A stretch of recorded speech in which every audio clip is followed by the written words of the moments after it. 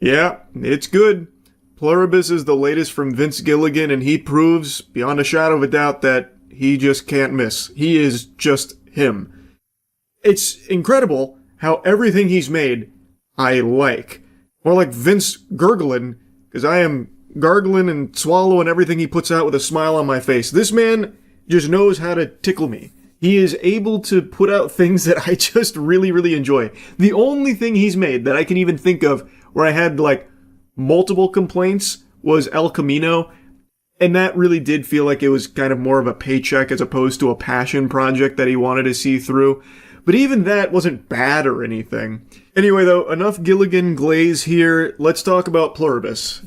I think it is such a fascinating concept that is explored beautifully. In a nutshell, I'll avoid spoilers for now, but of course, I get into spoilers, so I'll give you a warning when we get there. The show is basically about an invasion, but not in the traditional sense that you're thinking of, where tiny green aliens come down, probe our butts, and suck our tits and everything. This is an invasion in the sense where everyone's mind on the planet all of a sudden joins together into a huge hive mind. After a mysterious discovery at the beginning of episode 1, and a set of circumstances that lead to a spread of some sort, everyone joins into this giant collective. And there is no longer any I, there is only we. And everyone on the planet, save for 13 survivors, are now part of that collective. And they're basically omniscient since they have the collective knowledge of all, 7 billion people except for these 13. And since they're spread out all over the planet and information hits all of them instantaneously, they can basically do and get anything like that, like magic. And the 13 survivors now inhabit this world with this not human entity that has taken over the humans, but it's like really nice. It's like super fucking polite. And we follow Carol Sturka, who is one of the 13, and she... now we're going to get into spoilers. Now it's spoilers time. Spoiler warning. She lost someone very dear to her. And she hates what's happened here because it is the death of individuality. These are not really people anymore. It's now a thing. And she doesn't like that, and she's fearful of when they eventually force her to join as well, she would lose herself. It's a really, really interesting concept, and Carol Sturka is played by Ray Seahorn, who's extremely talented. I'm sure if you've seen Better Call Saul, you already know that, but she crushes it in this role. She is alone. She is miserable. She's been through so much, and she continues to try and fight against this entity, and even tries to team up with the other survivors whom just aren't interested in it. They like this because this entity that has now joined the consciousness of all the humans on the planet is so fucking nice, so sweet. Granted, it's a big old dweeb, it's a huge twerp, basically talking to a Redditor 24/7, but it genuinely wants to make the 13 survivors happy. It will do anything they ask. It can't lie to them. It cannot hurt them. It will actually go out of its way, sacrificing people to help these survivors be happy. And even in one of the episodes, Carol's pushing them to their limits. What if I asked for an atom bomb? Would you give me that? And they're like, well, we wouldn't be happy about it, but we would. And it's just so interesting because it's understandable why the other survivors wouldn't really view this as a negative thing, because it is world peace. Nobody's getting hurt anymore. There's no dying. There's no conflict. It's complete tranquility and just infinite, sunshine and rainbows. But it's not real people anymore.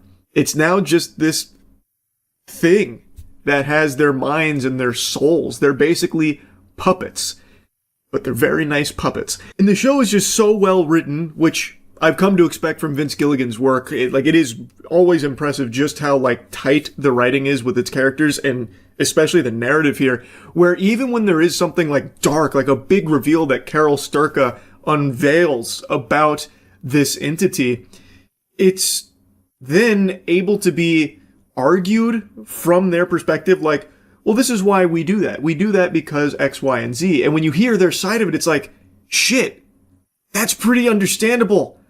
It's still hard to view them as evil bad guys, even though they are. They non-consensually did take over the entire planet's consciousness to join it together because that's how it spreads, that's how it survives, and it believes it's a blessing, it believes it's doing everyone a favor, because everyone that joins is apparently extremely happy about it. So they're viewing it as this gift, but like there are things about it that are weird and sketchy and like even downright unforgivable. And when those get unveiled and Carol brings it up to the other survivors or to the hive mind, they have really strong arguments for like why they have to do that to survive, because not only can they not hurt the survivors, they can't hurt any living creature. They won't step on an ant. They won't swat a mosquito. They won't pick a fucking apple. So like it's so fascinating watching them explore this concept, because it is a bad thing. All the people on the planet no longer have their own agency. So like if one of the survivors, like one of them we see, asks them like, hey, I want you, all fucking 20 of you women, I want you all to come over here so we can fuck. They can't say no. They have to say yes, and they willingly do so because they love the survivors so much. They say that many times, no matter what gets done to them. Like even Carol does some really like, bad things to them that you would think they'd want to like strike back or like stop her from doing. They don't. They still love her. And even when they like, separate, it's not on bad terms, and they still will do anything to provide for her and make her happy. It's just so, I can't express enough just how interesting it is. And of course, you're constantly wondering, is there a way to fix it? And as the episodes progress, there are some breadcrumbs about like, oh, maybe there is a way to fix this. And how are they going to figure out how to do that? There's only 13 of them on the planet, and no one wants to cooperate with Carol, except for a character that finally enters the fold that we've been introduced to earlier named Menusos, who is a great fucking character. This guy is like, from the second this happened, he's immediately, nose in the books trying to figure out how to stop it. He isolates from the hive mind, the others. He doesn't talk to them, doesn't interact with them. He is just constantly trying to figure out what he can do to fix this and save the world. Eventually, he gets some tapes from Carol, and now, at the season's conclusion, they are going to team up to try and figure out how to stop this, how to fix this, and bring everybody back. Because it seems like an impossible task. Yet, there were little glimmers of hope that there is a way, and Menusos got very creative with exploring and understanding how this joining worked in the first place. And I'm so curious to see where that goes in season 2, which I just read isn't exactly right around the corner, which is a little disappointing. But anyway, I have very few complaints about this show. As you can tell, I really did enjoy it a lot. It's not a show I think everyone's going to like. It is a slow burn. A lot of this is very much spending time with Carol Sturka, processing everything and grieving what she's lost and trying to come to terms and trying to figure out how to live in this new world while also trying to fight back against them. And then also the confusion that comes with it, because they are extremely nice and none of the other survivors seem to think it's a bad thing. They view it as like the best thing that ever happened to them and the planet as a whole. So like then it gets confusing with, well, maybe she's in the wrong. And even you as the viewer, since you keep seeing how nice they are and how they're able to explain things that would ordinarily be like inexplicable, you start to wonder, well, are they even really that evil in the first place? Like, it is just really well done. I think they have crushed it. And I really like Menusos' character as well. I know I'm highlighting Carol because she is the main character, but Menusos is great. Like, I think he has been such an interesting contrast to Carol's journey, where Carol from the very beginning immediately was like cooperating with them, not because she liked them or anything, but because she was trying to understand more about them directly and try and figure out how to fight them.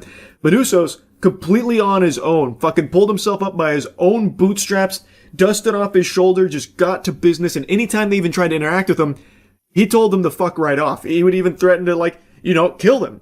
He wants nothing to do with them, and he tries his best to avoid taking things from other people, even though the people aren't there anymore. So he chooses not to. So instead of flying from Paraguay all the way to Carol, which he could do with the others, even offering it to him, saying like, hey, we can get you there in a couple of hours. He's like, nope, you can go kick rocks, eat dirt. I'm going to make this long journey and hike through extremely dangerous conditions here to do it myself. It's very cool.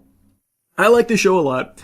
Like I said, it's not going to be for everybody, and I know that. Now, all this being said, I do have a pretty big complaint. Since there are so few survivors in the show, there's not a lot of opportunity for characters to be interacting with one another.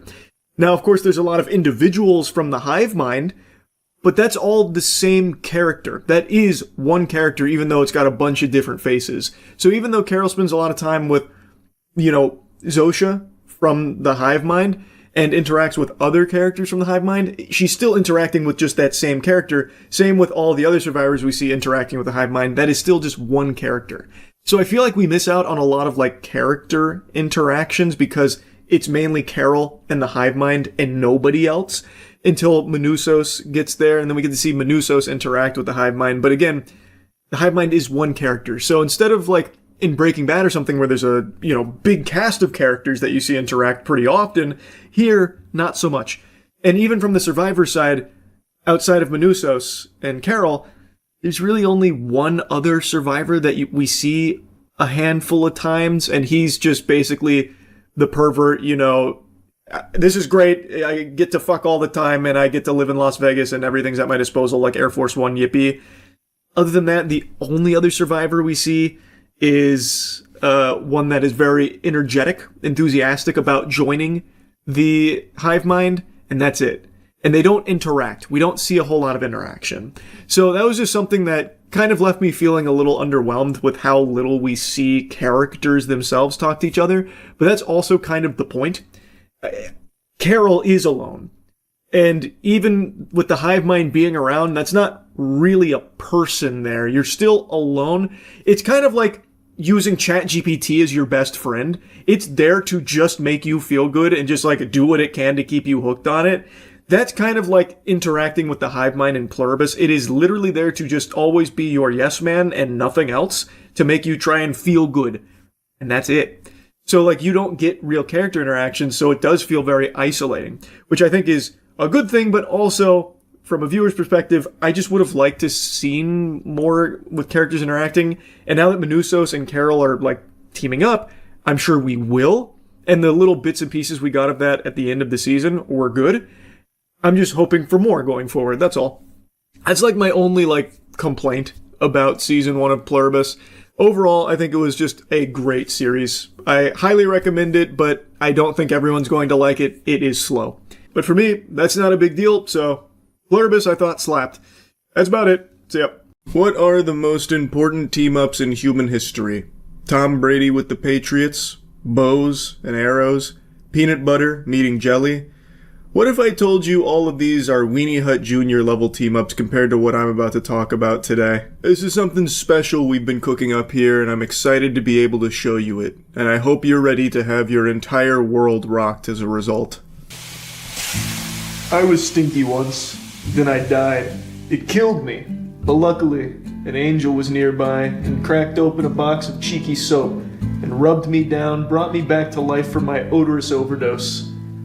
I can still hear that beautiful voice echoing in my ears. Charlie, stay with me, Charlie. That's right. I knew that the only thing that could save poor old Charlie from that stank death that he was about to suffer was a beautiful, elegant bar of cheeky soap.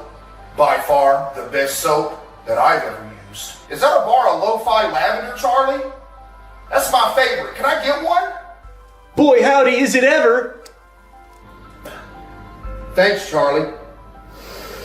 Oh, this is my favorite. Thanks for letting me borrow this, Charlie. I got some extras for you, too. Here you go. Thanks, Soap Angel. So if you want to avoid almost dying because of some stank action like poor old Charlie did, go ahead and make sure you stay clean. With Cheeky, it'll keep them cheeks clean.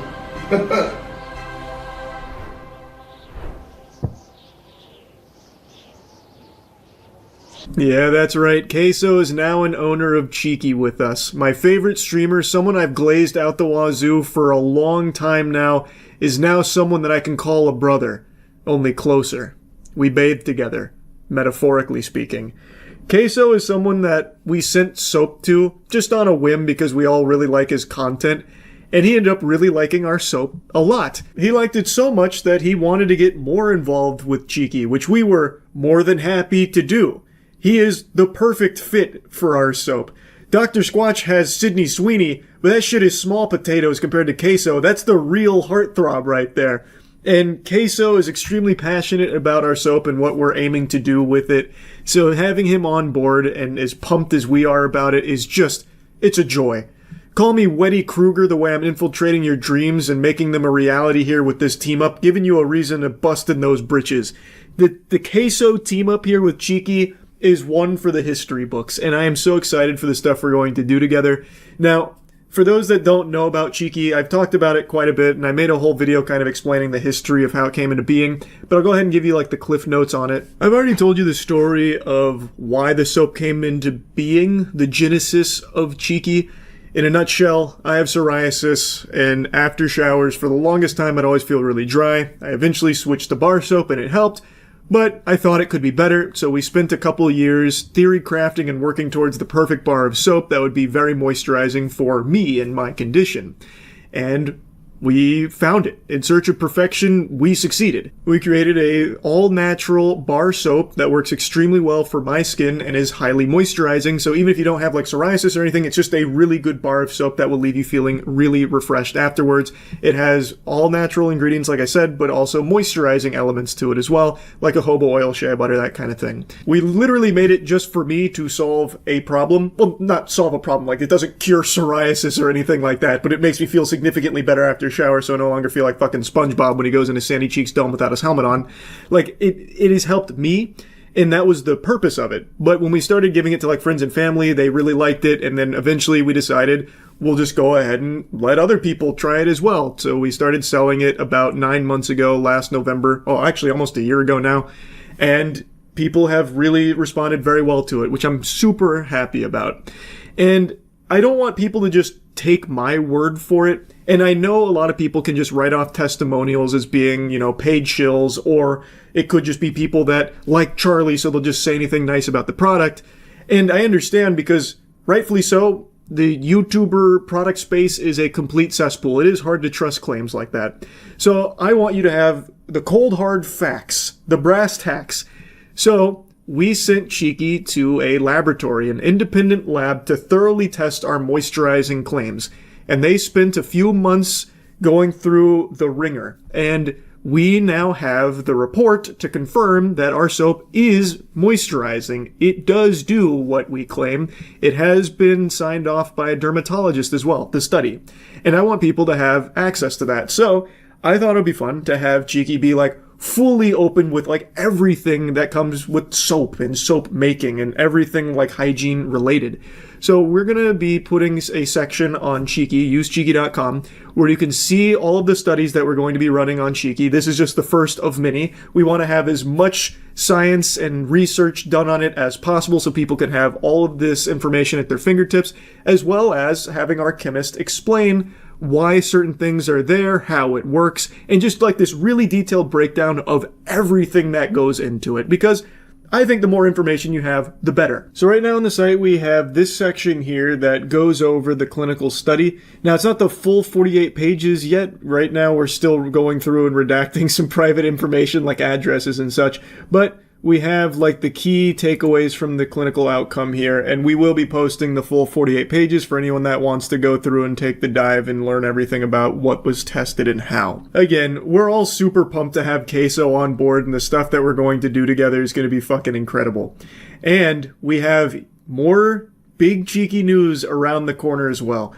I don't think I'm allowed to like go too deep into detail on it, but I can at least tell you like one of the things we have.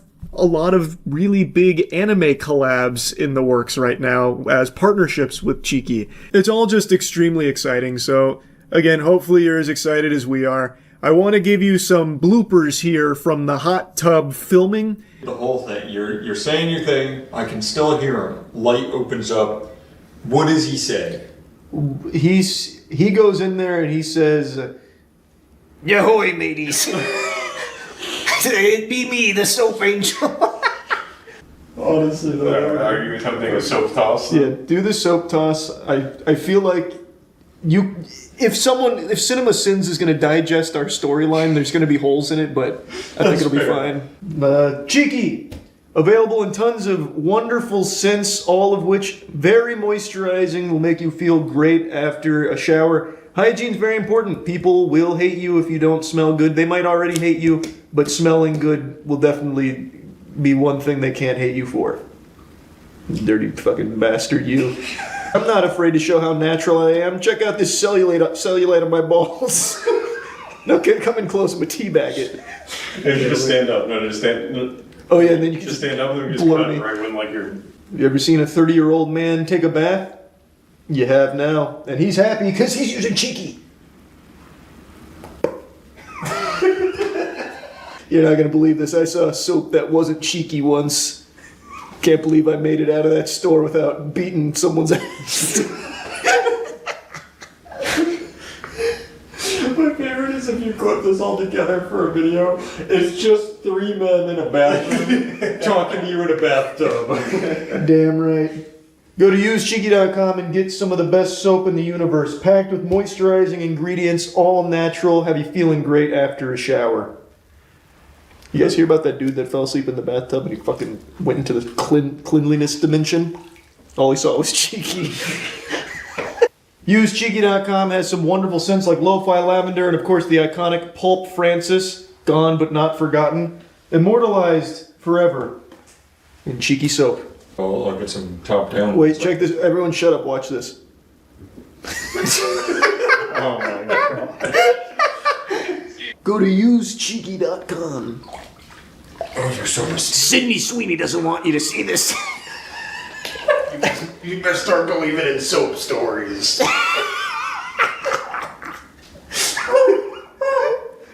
Here, I've got another idea. I can just make more in the tub. That's true. There's still some. Rub-a-dub-dub. There's soap in the tub. Yeah, there is.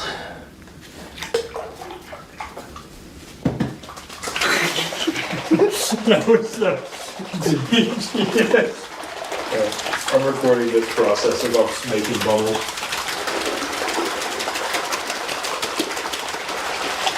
This is probably how real productions make their bubbles. Oh, Charlie's more splashes than bubbling. This is working pretty good. It does work. You think this is what they did with Sydney Sweeney? They put Sydney Sweeney in the tub. Sydney get in the tub and all the crew comes in and starts like...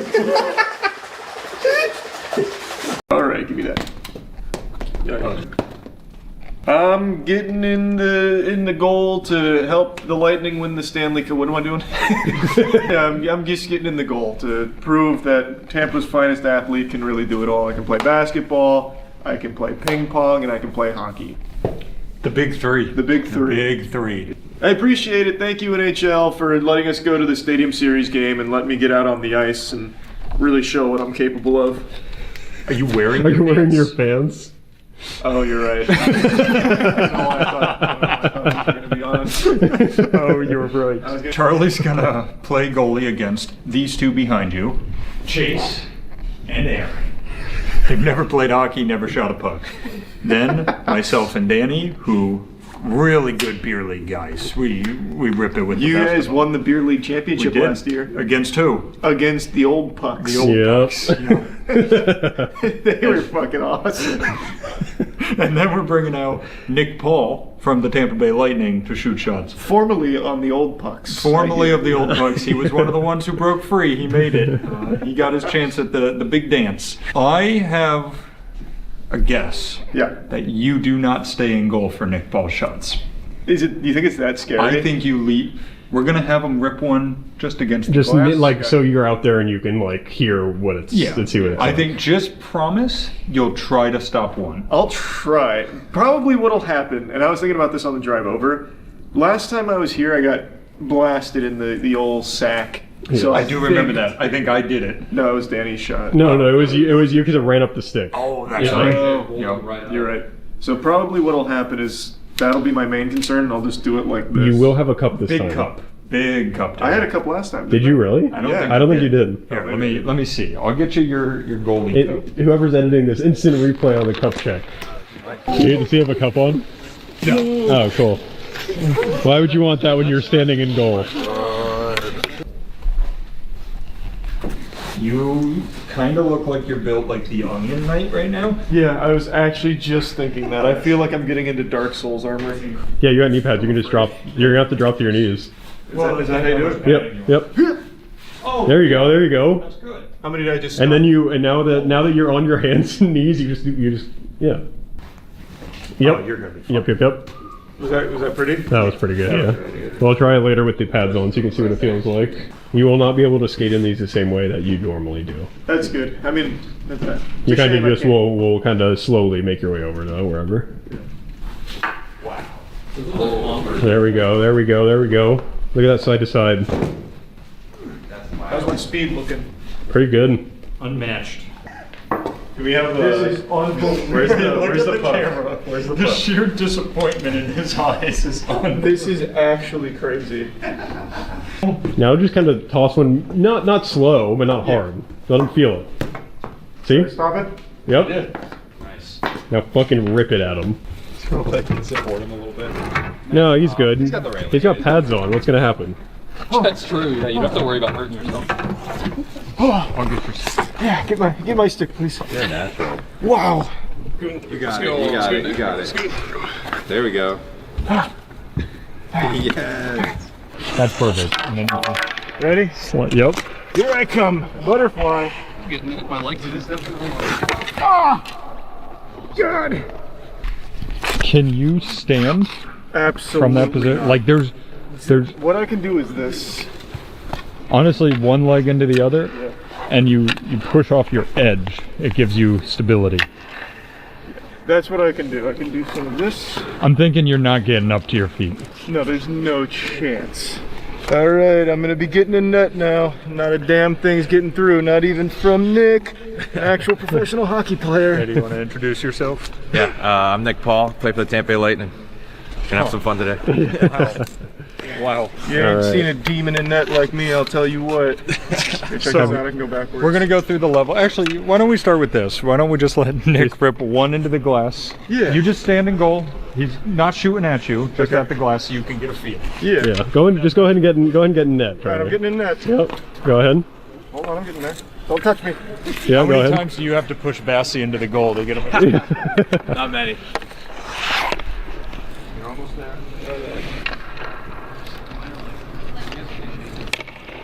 All right. Wait, hold on. There's no space. You take up the whole net. Yeah. There's no room. Ready? Wow. Yeah. That felt like an anime where like the samurai does attack and then like registers 10 seconds later. All right. So now you know what you're working up to. Why don't we start with chase and air? The fledglings. Yeah. All right. So we'll do 3 here, 3 back there, and 3 you can skate up. Yeah. So 3, and then whatever you want to do for the like you get your own shots for the third. All right, Aaron. You can start us off. You ready, Charlie?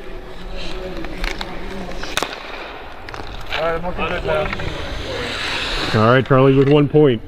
That's big. Nice. There we go. All right, 3 from closer.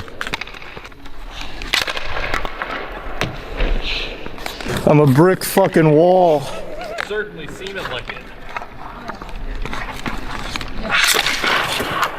Did I stop it?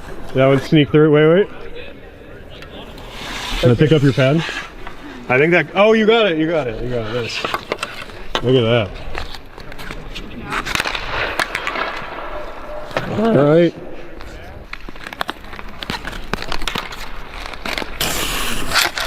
Oh, All right. I like the idea.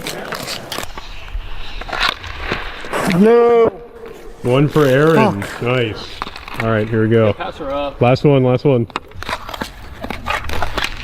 2. Yeah. Oh. I almost did the Michigan, and I was like, I don't want to do that to him this early. I want to let him have it. That was tough. That was a good shot. That was a good shot. You doing all right? Yeah. That was huge. How you feel? Pretty good. I think they're a little loose, so I feel like a giraffe. I'm constantly like rebalancing. That last shot was pretty good. Thanks. I mean, that wasn't the best showing for me. I should have stopped that last one for sure. You look like you're more comfortable on your knees. Yeah, a lot of people say that.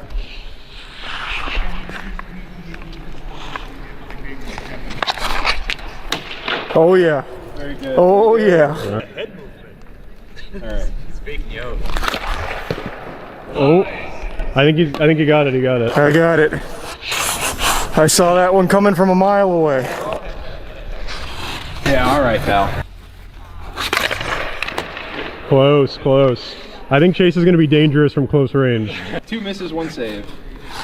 I'm not looking good. Holy shit, that's scary. That makes a nice sound, huh? Yeah. 2? Yeah. I can stop those all day long. Oh, what a shot and a save. That was great. That was nice. Oh, that's in. That was in. Did that go in? No, wait. I You feel got it. it. Yeah. Very good. Very good. This is the one they taught me in Georgia. Oh. All right. So, how many did you put in? Like, none. No, He put in one. He put in one. Okay. Yeah, all right, you got one. I got 1. That looks pretty good. Nice work, man. Thanks. We're not ready. That was a good shot. Nice save. See if I can change where it goes. Nope. Oh! Did that go in? Fuck. Nice. I got two. You are killing it. Yeah, I punch at them. Honestly, you're doing great. If I could have done that, I would have stopped it.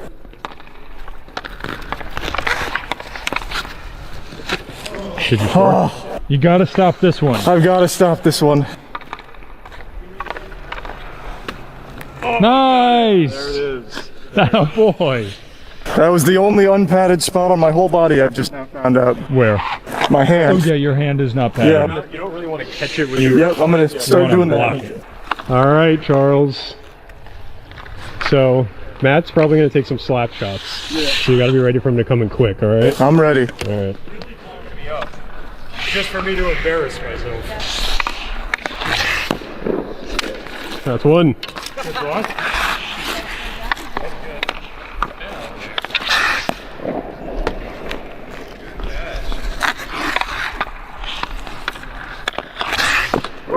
All right.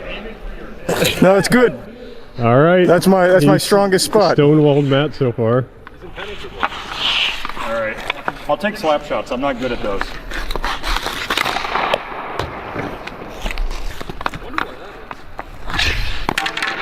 All right. Did you hit your hand? Yep, that was my hand. That felt good.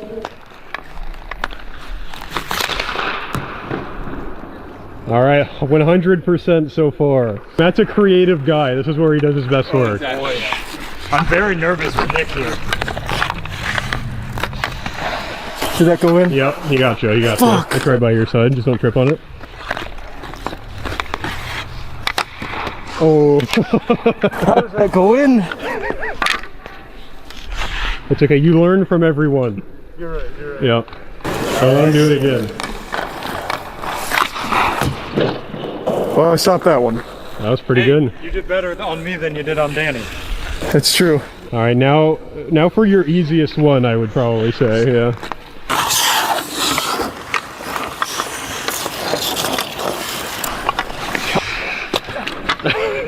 All right, he got one through, but don't worry. Okay, I could have. I legit could have had that. Did that go in? Yeah, I think so. Sure. Oh! Thank That you. feel good? That felt great. It'll be fine. Yeah, it'll be fine.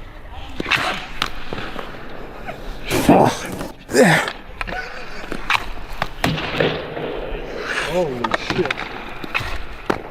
Oh, look at that. All right, let me scoot this out. He's trying to trip me.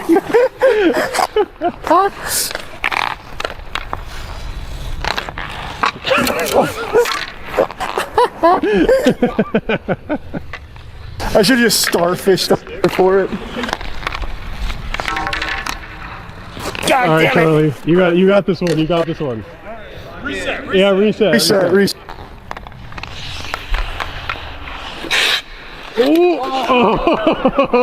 I'm Michigan on my ice. You've got some nerve. Oh, you gotta let him try another Michigan. Yeah. Oh, no Michigan gets through on my watch.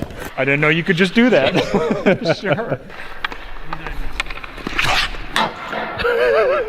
Holy fuck.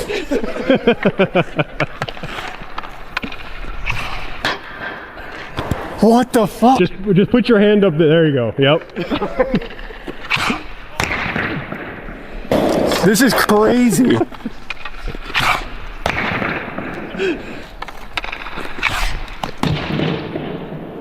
I touched that one. Ready?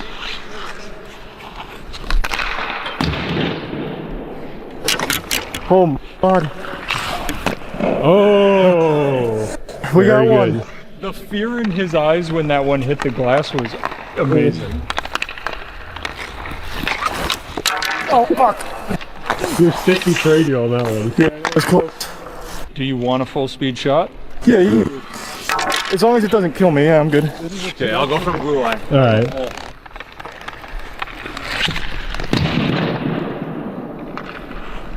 I think you would have had that one. Yeah.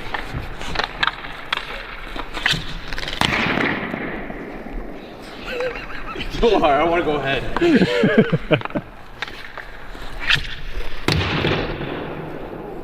Hey, you're getting all of them.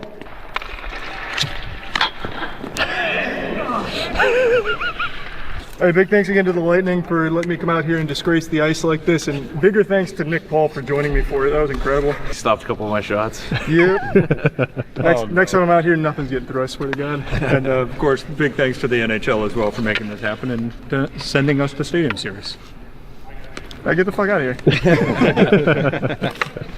Yes, really great. Roblox is one of the most popular platforms on the planet. And I don't mean just for gaming, I just mean in general. Like, in just normal existence, Roblox's numbers are unfathomable. Kids probably know the name Roblox before they know the name Jesus or Santa Claus. Roblox is more popular with kids than the common cold. Let me just slap you with the cold hard Carfax here with the numbers. Roblox recently just broke the record for most concurrent users on a gaming platform. They hit 47.3 million concurrent users, which absolutely fists Steam's previous record of 41.2 million. And at least 77% of that record comes from only 2 games, Grow a Garden, which has become a fucking Godzilla kaiju level success over the last couple months, where it's been breaking records left and right for concurrent players. It got to 22 million, which is the highest for any single game ever, absolutely biblically smacking down Fortnite's record from its prime. And another game, Steal a Brain Rot, which had 15 million concurrent. These numbers are unfathomable, especially when you consider the fact that more and more people have had their eyes open to the danger of the platform. Over the last couple weeks, Roblox has been getting fucking torched. It has been getting flambéed by the general public because many people have now become aware of just how many predators have been rampant on that platform for years, unchecked.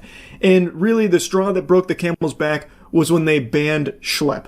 And they made a strong stance against vigilantes who were getting predators arrested from their platform because Roblox was not doing enough on their own. Roblox pulled some galaxy brain chess maneuver and just showed the world its entire asshole, and it was rotten.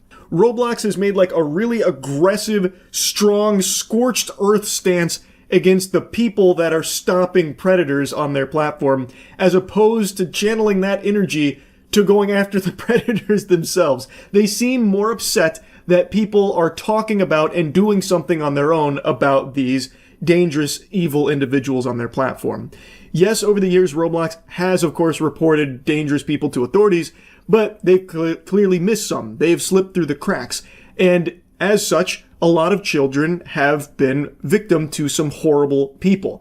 You can find So many stories about this happening and Roblox's lack of action. It's sickening. So the community took it upon themselves to start trying to do something about it because Roblox wasn't listening to them and they clearly weren't doing enough. And instead of like working with the community to try and make it better, Roblox instead attacked all of them and made this like, you know, fucking wearing the Infinity Gauntlet, we will snap away all vigilantes. And then crickets about the pedophiles. It's fucking baffling. So it hasn't been going well for them in the public eye, yet their platform continues to grow, gluttonously consuming every fucking user on the planet. Even though their stock price did plummet after they dropped the fucking meteor on Schlepp and made their really passionate stance against people taking matters into their own hands to try and protect children, their stock price has now recovered and is almost back to where it was in a very short period of time. It has rebounded and it will likely just continue to go up because its users are exploding. So even though parents and like the general population are more aware of the danger on Roblox now than ever, it hasn't actually impacted them overly negatively, other than their reputation being in the shitter, which also doesn't really seem to matter that much because people are just fucking addicted to it like Fent. So they continue to flock to Roblox, even knowing full well the possibility of bad actors being all over the place. You could queue up for a steal a brain rot game or, God forbid, wait in line to meet LeBron simulator, and then next thing you know, you're waiting in line next to a Meep City veteran who's talking sexual and trying to get you to go to their fucking Telegram or some shit or talk to him on Discord.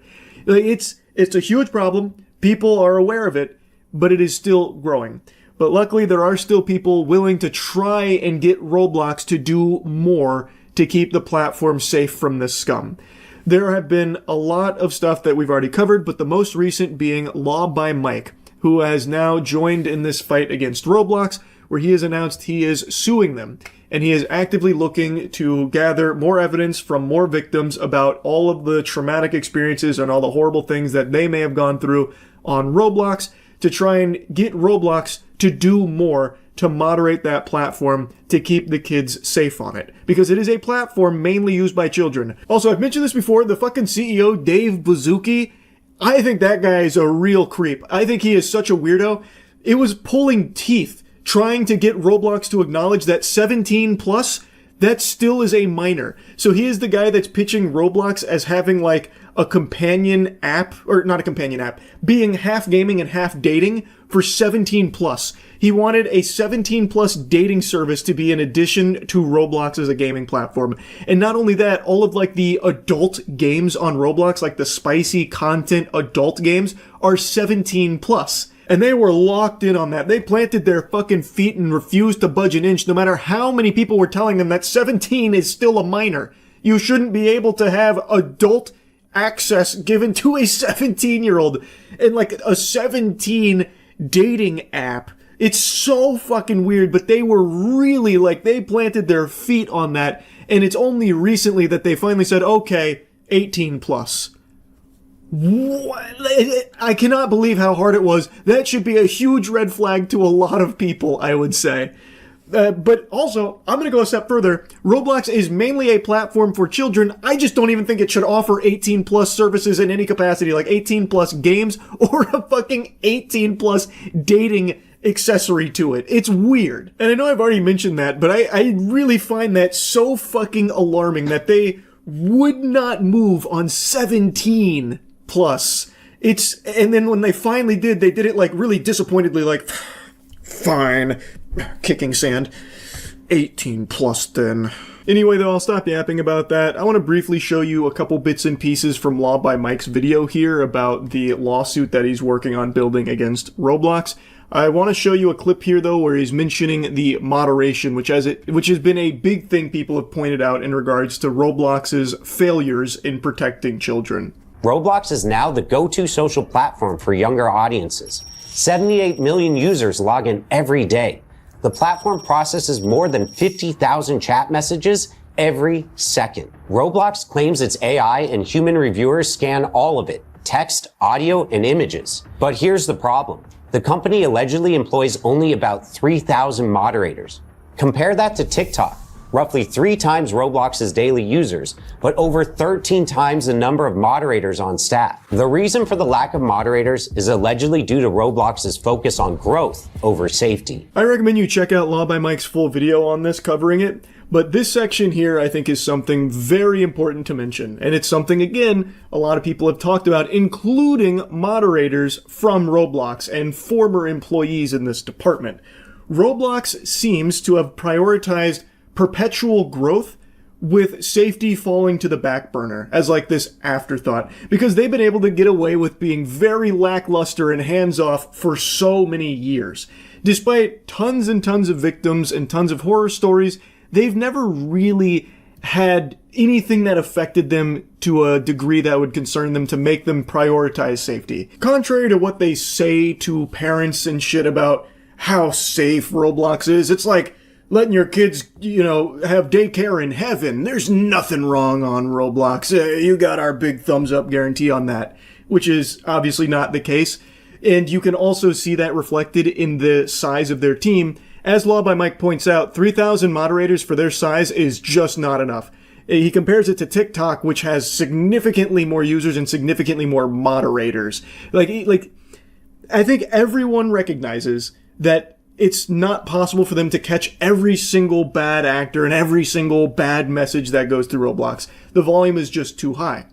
But what they could do is work more collaboratively with people like Schlepp, people that do actively work to try and make the community safer. Instead of villainizing them, they could instead be, in partnership with them, or at least on friendly terms, and at least listen to them, because the community also wants the game to be safe. So they are working to try and make the game they love safer for the player base.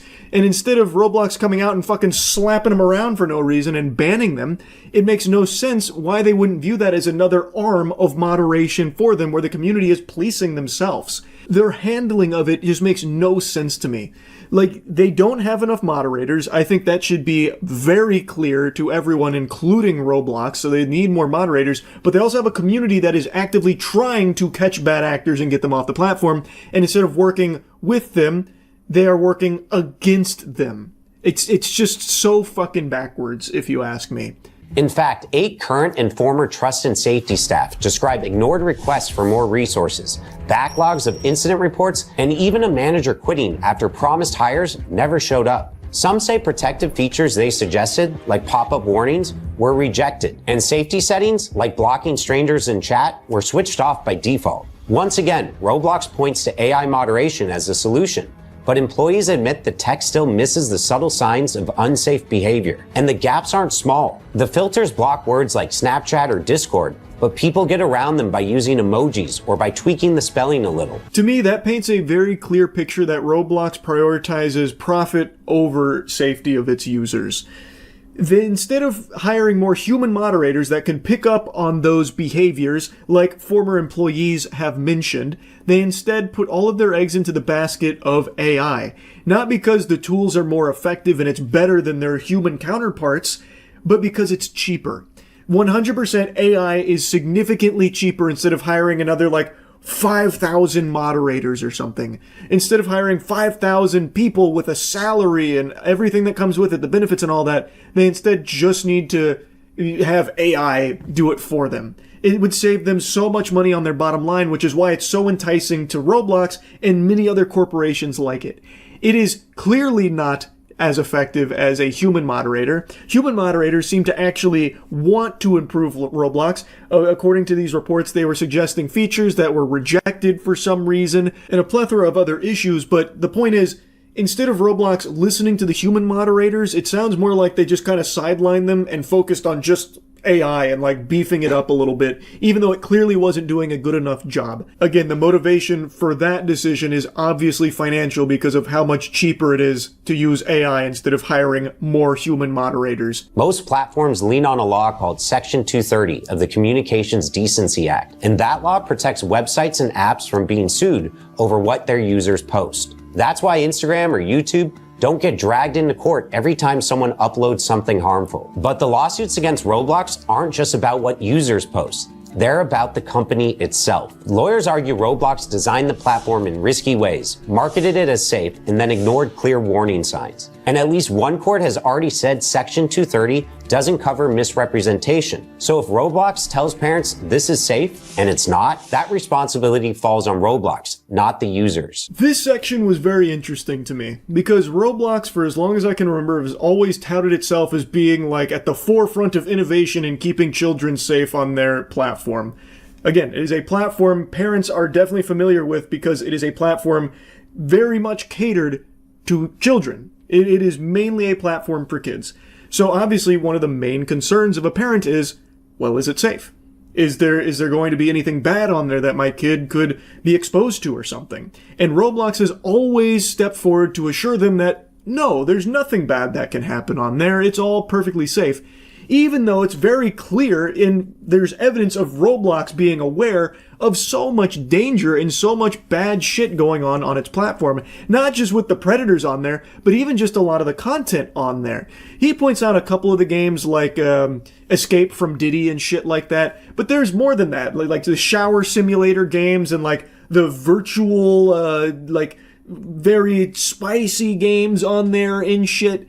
All of which have gone unchecked for so long. Very clear that it is not as safe as Roblox claims that it is. And it seems like they know that it's not, but continue to make the claim anyway. Anyway, though, it'll be very interesting to see how it all shakes down in court. Law by Mike announced that he is going to be joining in this and working collaboratively with other lawyers against Roblox, and it launched a website called I Think I Have a Case for anyone that may have an experience like what so many others have unfortunately gone through on Roblox.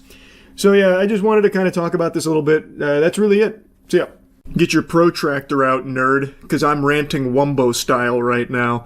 I am so tired of the Epstein files being treated like it's Half-Life 3, where there's all these like leaks being teased all the time and then nothing. Nothing ever happens. Just release the files. It's been years, and it feels like every 6 months there's like this big push, like they're finally coming, it's on the way, batten down the hatches because you're not ready for this bombshell, and then poof, what? Nothing new. The reason I'm ranting about this is because yesterday I kept reading and kept being told like tomorrow's the big day. The Epstein files are finally fully declassified and all of it's coming out tomorrow. The dam has broken, we're gonna know everyone's names, and we're not ready for it because there's names on there you'd never expect, like fucking Commander Shepard's on there, you know? The Citadel has been compromised. Like, it's like, okay, finally, it's about time, you know? All this red tape, we finally got around it. Good, let's release it. Well, now it's tomorrow, and all I have seen, some people have this binder that they're all holding that says Epstein Files Phase 1, and they're doing this. They're taking prom photos with it. They're just cheesing on top of the binder and still not releasing it. If what you have there are the Epstein files, why don't you make like a fart trapped in my butt and release it? Instead, they're just taking like these photo ops, like they're just looking for Instagram updates. Like, what the fuck? It's starting to just feel completely performative. It's feeling like it's just banished to the shadow realm forever. Because I have seen this as a talking point for a while now when people are looking for like approval on things or trying to get into a position of power. I've seen this as a big talking point, like, hey, if you choose me, when I get in there, come hell or high water, I don't care whose feelings get hurt, I'm releasing the Epstein files. I'm gonna go in there, I'm gonna take a power stance, lat spread, and teabag this shit, going right into the department, marching in there, slapping the files out of their hand, and I'm putting it in the American public's hands. Take my word for it. Well, now there's a lot of people that can do that, and it's still not happening. The names are still not being released. The most we ever get is these little tiddlywinks of Epstein file morsels that have been known for years, and they parade it around like it's new info. It's so stupid, and I'm beyond tired of it, because there is no doubt so much redacted information that is still not publicly known that I'm fully confident they have access to, especially judging by these pictures they're all posing with, like, here's the Epstein files, I've got them right here. Well, how about you open it and let us take a peek inside if we're that close to releasing it? Like, today was supposed to be the day. At least that's everything I kept reading and getting told. So when is it? When will we finally know all of these names and all of this information, because it has been so long of the same song and dance. Now, as I've been making this video, a new article just dropped that states that after review of the release documents from today, most of the information has been heavily redacted and previously reported. Also, it's called into question if the information was ever even classified in the first place, and it's drawing, of course, heavy criticism because apparently it boils down to being some of Epstein's phone book. And now I just read another article that said it's being pushed to tomorrow because the FBI director is withholding thousands of pages. It's such a mess. Like, I am fully expecting tomorrow to roll around and still nothing to be there. Hopefully I'm wrong about that. We'll see. But based on what I'm reading from the people that did have access to this huge new information, it boils down to mostly redacted shit, as well as things we already knew, and then some of Epstein's phone book. So when are we actually getting the meat and potatoes, the fucking spaghetti and meatballs of all of these Epstein names and all of this absolutely evil shit that they apparently have had access to for so long but still haven't released? It just feels like I'm perpetually reading BuzzFeed slop headlines in regards to this. The first arrest will shock you. The Epstein files are coming. Okay, that's exciting. When? I'm ready to be shocked. When's that first arrest happening? Why hasn't it happened yet? Like, who is it? Who are you trying to catch? Is it fucking Adam Warlock? Like, why can't we get a handle on them? When is that first arrest happening? Like, if these headlines just keep popping up over and over and over again in regards to the Epstein files, and then there's still nothing that ever gets released. It's at the point now where I really feel like there might not ever be an arrest that comes from it, and there may never come a point where the Epstein files ever get fully released. I also read a couple days ago that allegedly the FBI was working to delete some of the files, so it's just such a fucking disaster. It's so infuriating. And I keep hearing time and time again, like, it's coming, it's almost here. It's set your alarm clock. But it's become like the Bloodborne 2 of documents. It just doesn't exist, it feels like. I guess when Jeffrey Epstein mysteriously found a way to kill himself in prison, like, you know, Tony Stark of suicide, he killed himself with nothing but a box of scraps and toilet paper. Somehow, all of the evidence and everything he had vanished with him. And now it only lives on in headlines occasionally about, like, well, it's coming, maybe. No, it's actually coming this time, and then it never does. But again, hopefully I'm wrong. Maybe tomorrow is the big day with a lot of new information, a lot of new names, and maybe, God willing, some fucking consequences for the people on the Epstein list. Here's hoping. Fingers crossed. But anyway, just wanted to rant about this briefly. That's about it. So, yep. Man, I didn't realize how big bad DJs were. I'll go with this one.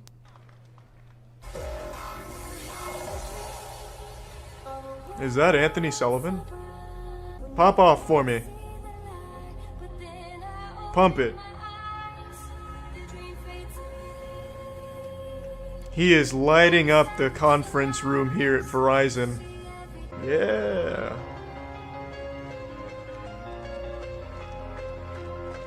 Oh, is he being judged? Oh, this is... Oh, holy shit, that's a big crowd. What the fuck is this? A LAN event? Intel? What is this what goes on at Ultra? Whatever? That music festival? Oh, DreamHack. I see it now. This guy's probably not even a DJ. He's just one of the players. Wait for that drop, baby. It's coming. He's building it up for 10 minutes. It's gonna be so satisfying. Here it comes. Yeah. Oh, wait, not there. I don't think it's coming. I've been teased yet again. There it is, kinda. One guy's having fun, yeah.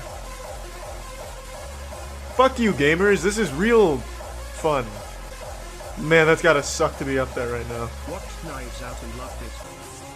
The crowd is going nuts. That sea of men has never looked more lively. I don't know, just wiggle your fingers or something. Show mercy on my poor boy up here. Christ. Though I will say he made a bad decision choosing a 20-minute song. And I don't know why he's looping it like it's a commercial soundtrack. I mean, he could definitely change it up. There's improvements to be had on both sides.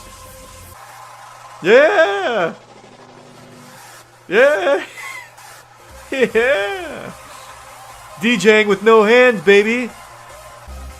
Yeah, throw some condoms out there. A little goodie bag.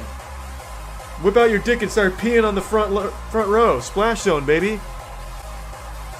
Do we got a bottle of Jack Daniels up there to throw on the crowd? Sprinkle on them. Oh, God. Oh, no. At least give him a fucking high five. You heartless fiends. What the fuck? It's a lot of equipment there, Kid Luke. This crowd right now is at about a 7. I need y'all at a 10. Here we go. He's working them. He looks like Adam Sandler in his new movie. But instead of gambling, he's DJing. I need everyone jump in. Yeah! Jump, jump, Where's the music? There it is. jump, jump, jump. I hope his mom's at least out there busting her ass wide open for her boy. Show some goddamn support. We're at about a 6.9. We need to get this up to a 10. Let's go. We are not claiming very high in this rankings. We are still at a 6? What the fuck? It's been like 3 minutes. How have we not reached 7? Yeah, I know we got some Travis Porter fans up in here. Who? We're at an 8.5 right now. We're Oh, almost there. that's a big jump. Big jump. If you know the words. Make it. Make it. Make it. Make it. Well, I gotta say, that's a pet peeve of mine when the DJ just keeps interrupting the song. I would not be... I'd go down from a 8.5 to a 6. What are we at, goddammit? 9.5. We got There it like is. 0.5 left to go. Let's go. I Yes. need everyone jump in. Yes! Yes! I can't handle being at a 10, Kid Luke, no! We're about that time right now. We're about to bring out DIC. I need everyone's Who? hands up. Let's go. Jump with me. Who is Let's go. DIC? You're bringing out Dick? No! There's plenty of Dick on the dance floor, Kid Luke. We don't need more. Good God. Show mercy. All the shoulders in the clothes. Is this Dick? Are we at a 10 yet, Luke? Please. My mom says I can only stay at a 10 for 5 seconds. He is having a good time. And so are we. We're at a 9.5. Yeah. Spinning the stacks of wax. Like the little Romeo intro. Oh yeah.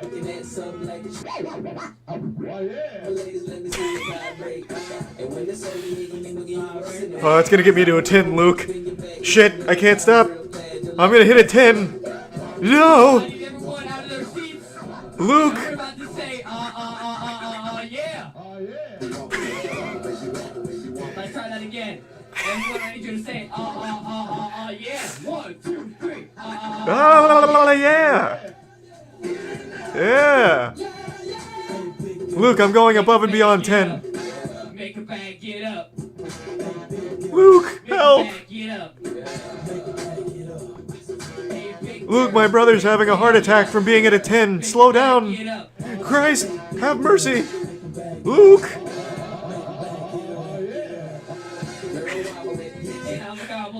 He has an aw yeah button. Oh, that's better. No, God, no! God, this guy sounds hammered. Oh, wait, I've seen this. He slaps your titties. Wait, I remember Biff from Back to the Future goes up to her and slaps her tits. I haven't seen this shit in years. I forgot this goddamn thing existed. One of those timeless internet classics. Can we get my boy Kid Luke on the turntables? Getting aw yeah in here? Let's get this wedding up to a 10, boys. Boo! Boo! This is at like a 5. Why is he called the worst wedding DJ? He didn't do anything wrong. Oh. He can't seem to keep a CD in the player. Ireland's Next Top DJ. Is that like an actual show? Oh, Crazy Frog! The Cracker Barrel is going wild tonight, boys! Turn it up!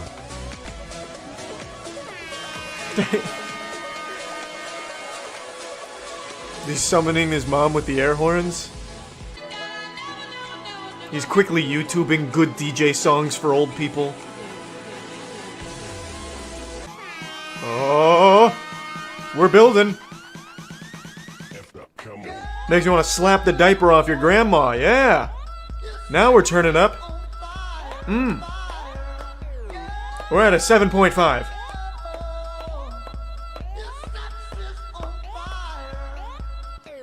She's in it, baby. What does she have, a toy gun?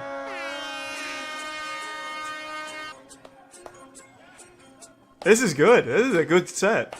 It's that time again. Another excavator police chase. These happen more often than you'd think, where someone is being pursued by authorities while in an excavator. Now, I don't know why it so commonly occurs with an excavator in particular. It doesn't feel like the optimal choice for evading anyone.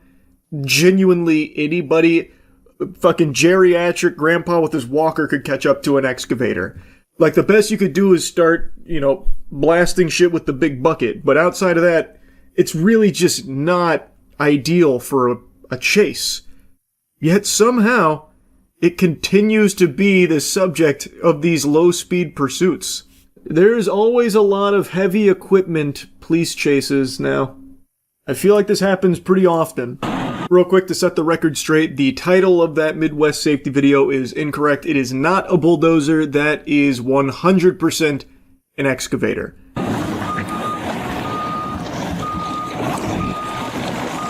There it is. Hey, stop! The kaiju. You can't stop it. Stop the car!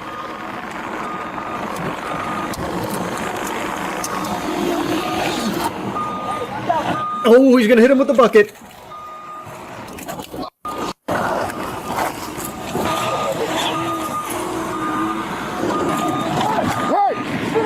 Put it down! Stop it! Stop it right now! You see what I mean? These puppies are built for power, not speed. You are watching it at fucking full throttle. That is pedal to the metal excavator action right there, and it's not exactly zooming around, It doesn't have a whole lot of get up and go to it. But what it does have is the ability to 360 degree, like a fucking owl's head there, swinging a big old heavy bucket, which collides with that truck there and manages to shake the officer off of the cabin. It's bulletproof glass. He thought of everything. Activate the turbo boosters. How are they keeping up with his speed?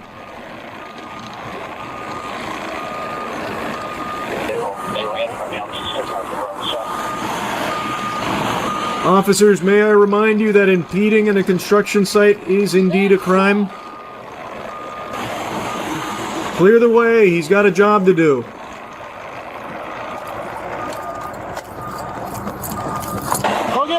Oh, the officer's gonna get out there and hold him back with his bare hands.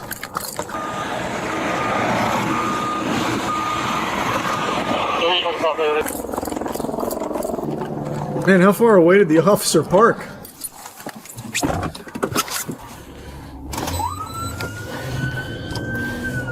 Maybe he doesn't see them. True! Maybe he didn't see them. They didn't have their lights and sirens on. The cherries weren't activated. Now he probably sees them.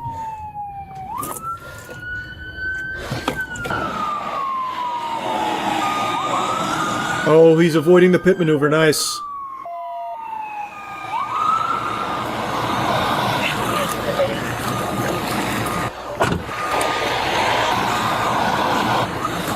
Get the spike strips out. We'll try and bust the tracks.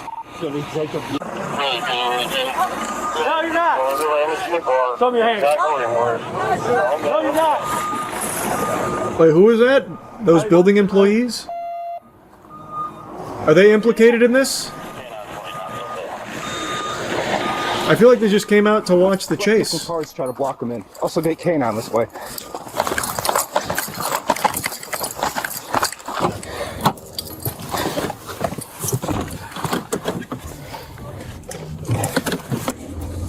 Trying to block this in. What a terrible strategy. He's gonna go right through you like a knife through butter. Look at that speed. You can't stop that. This is the one thing the officers could never plan for. They have no countermeasure.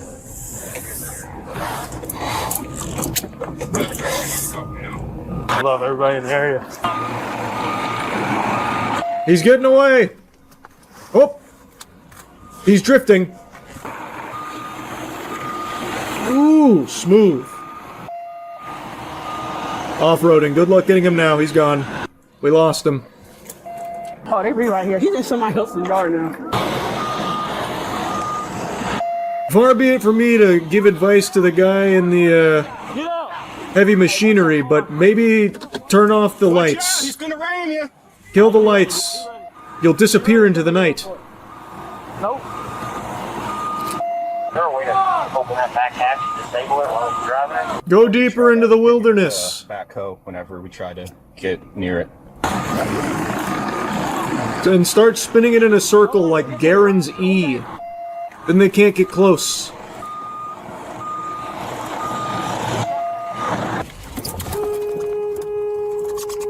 What the fuck did it? Oh, I thought the... Wait. Wow. I didn't see the other car pull up. I just saw this officer hit this guy. Dumbass. What? Okay. Watch out, you got really bad drivers coming behind you. They almost hit Hughes. Oh, He has felony warrants. He has felony warrants. For what? What's the charge? Enjoying a drive? A succulent big bucket drive? I don't care. I don't care. I'll get him. No, no, don't touch me. Don't touch me. You all need to stay back. You all need to stay. Oh boy. Get him out of here. It's getting crazy now. The crazy family has arrived. As advertised. Oh, you want? Yeah, can you stop it? I swear to God, stop it. Can someone give this man a cigarette? Turn it on, I'll let you smoke. I swear to God. We're gonna let you get a cigarette, dude. Just step out of the bulldozer. Not the Quit touching. Y'all need to stay back. Quit touching me. Let me get him. I'll get him. I'll get him out. I promise you I'll get him out, man. Man, these two really, like, these were the actual bulldozers. These two just went right through the cops. Stay back! I won't let you through! And then they just walk right by them. Very good. I'll get him out. Hey! Get back! Hey! Get back!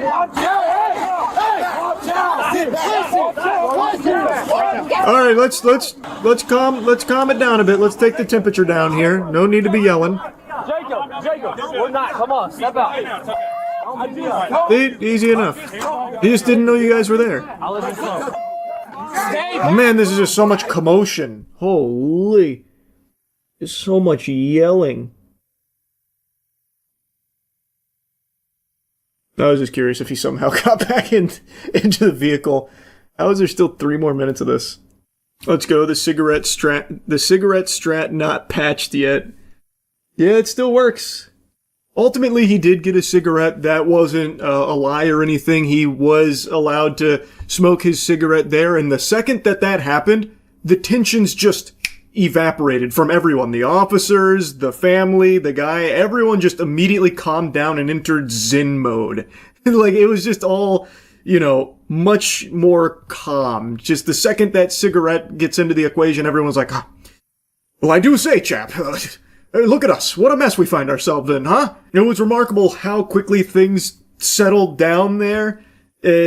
Now, he did still end up getting arrested for, everything there, like the fleeing. And the officer says that the bucket did actually hit him, like he got hit by the arm when he swung it around, and took a picture of, like, an injury or something that he had there and showed it to the others. Of course, I don't know the extent of that. It didn't really look like the bucket hit him, but it was also extremely fucking dark, so can't say for sure. But things did settle down there, and as far as excavator chases go, this one was on the more tame side. Anyway, though, I watched just about every excavator or heavy machinery chase that unfolds. It's always so fascinating to me. Anyway, that's really about it. Yep. What's up, everybody? It's Critical. I'm playing a titty simulator. It's called Opie Simulator. Let's do this shit. What are our options here? Let's increase the size. There we go, a little flick of the titties. Yeah. It fucking looks like a water balloon that's suffering from depression. Decrease the size, there we go. That looks more like a titty if it was drawn on a chalkboard. What the fuck is this propaganda? That's not a titty. That's a pencil eraser. Or a shoestring in between two magnets. There we go, that's more like a titty. Let there be light. We just went from something to something better. There's fucking color now. There we go. Let's move the nipple, adjust its position. There we go, that's perfect.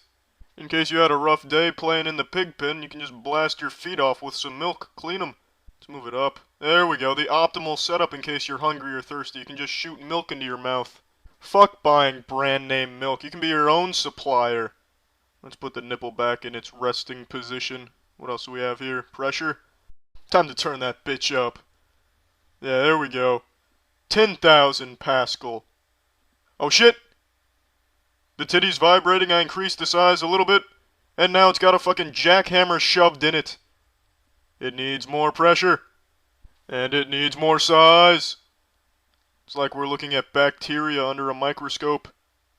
You need to go back to your home. There we go. Good as new. Alright, let's put the nipple back. And there we go. Time to add more pressure in this bitch. Oh, this is incredible. This is what happens when you put Jello on a subwoofer. Fuck, it's spiraling out of control. The nipple needs to stabilize the titty. Stabilize, you son of a bitch. Oh, shit. She's being bludgeoned by her own titty. If this woman decides to press charges, then the judge certainly would have their work cut out for them. This titty has lost its identity. It is no longer recognizing itself as a titty. What about adding size to the equation? This is incredible! It's like she's fucking firing a spotlight from her chest. Oh, fuck. The titty is receding back into her. Oh, fucking incredible! Rene Descartes would be proud. This titty thinks, therefore it is. This woman is a real fucking champ. This titty is stabbing her, probably making her lose her appetite, and yet it doesn't even faze her. This titty is over 320,000 Pascal, and yet she is maintaining her composure. That is remarkable pressure, but it doesn't bother her. Her chin is really getting to know her titty. What the fuck just happened? The pressure's still going up, but the titty is stuck. Has it left the physical realm? Fuck it. I'm gonna keep adding pressure till I hit 1 million. Then, and only then, will we know what came first, the chicken or the egg. 980,000. We are almost there. We are almost to 1 million. 995,000? 1 million, there it is! 1 million pounds of pressure, and it is still not enough to break her titty out of stasis. Oh, fucking shit! I almost blew her titties off with my sneeze. It looks like a fucking pie chart. How about some really fucking low pressure? Let's see what that does to a titty. Not a fucking thing. There we go. Looks like a soggy omelet. Can I move it with the mouse?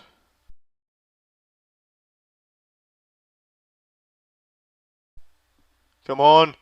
Stop being limp, you titty. Be a titty. Fuck. You will have this nipple in your mouth one way or the other. Just embrace it. Fuck. How about a large titty with no pressure? It's exactly the same. Alright, fuck it. All titties need some pressure. Any titty with some pressure is a happy titty. There we go. Let's squeeze the titty. Give it a good old squeeze. There we go. Shit! I guess the titty doesn't want to be squeezed. It doesn't mind being exposed to millions of pounds of pressure, but the second you go for the titty squeeze, fucking watch out. Fine. Alright, well I'm done playing this. Well, that's the end of this video. Remember to rate the video, comment the video, and subscribe if you want to see videos similar to this one. See ya. I'm sure all of you are familiar with Vince McMahon. Even if you don't watch the WWE, you've seen his name. Or maybe you've seen him get hit with a bedpan by Stone Cold Steve Austin when he was in a hospital bed. Or maybe you've watched him blow out both of his quads when he tried sliding into the wrestling ring.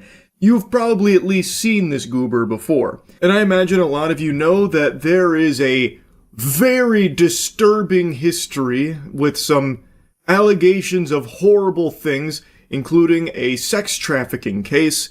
And it's very clear, it's no secret, that the thing Vince McMahon cares most about in this world is money. And if the allegations are true, then the thing that he cares about almost as much as money is not his family, it's, you guessed it, poop.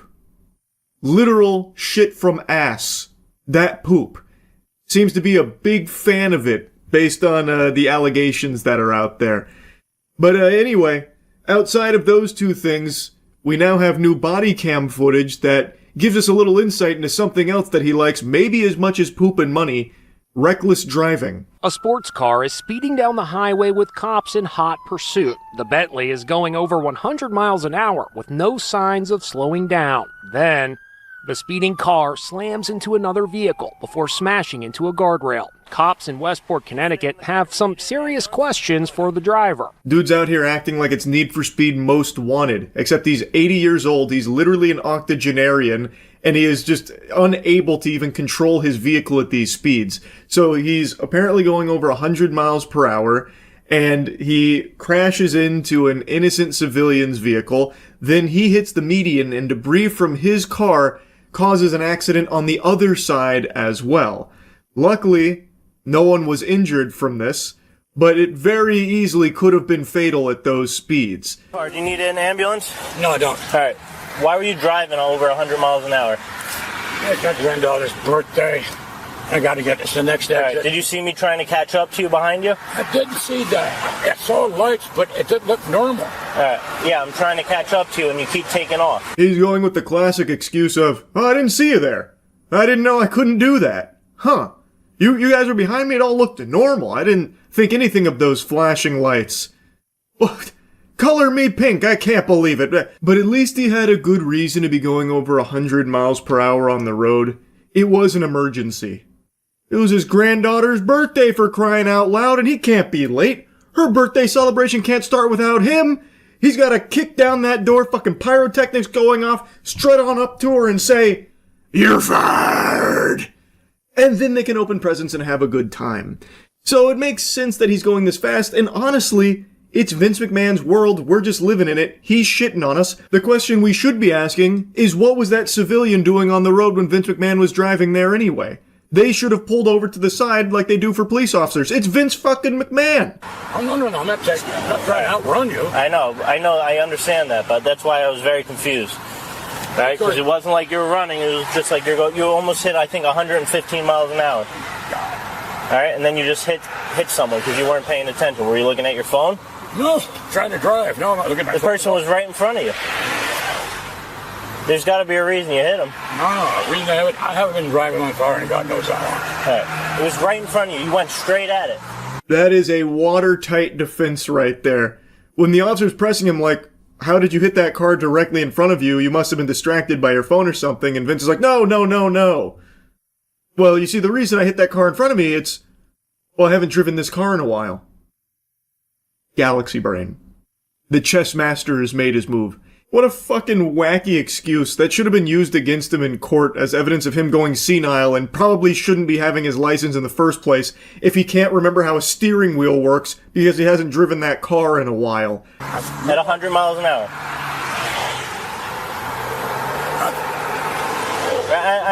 I'm just making sure you're not having a medical condition or anything.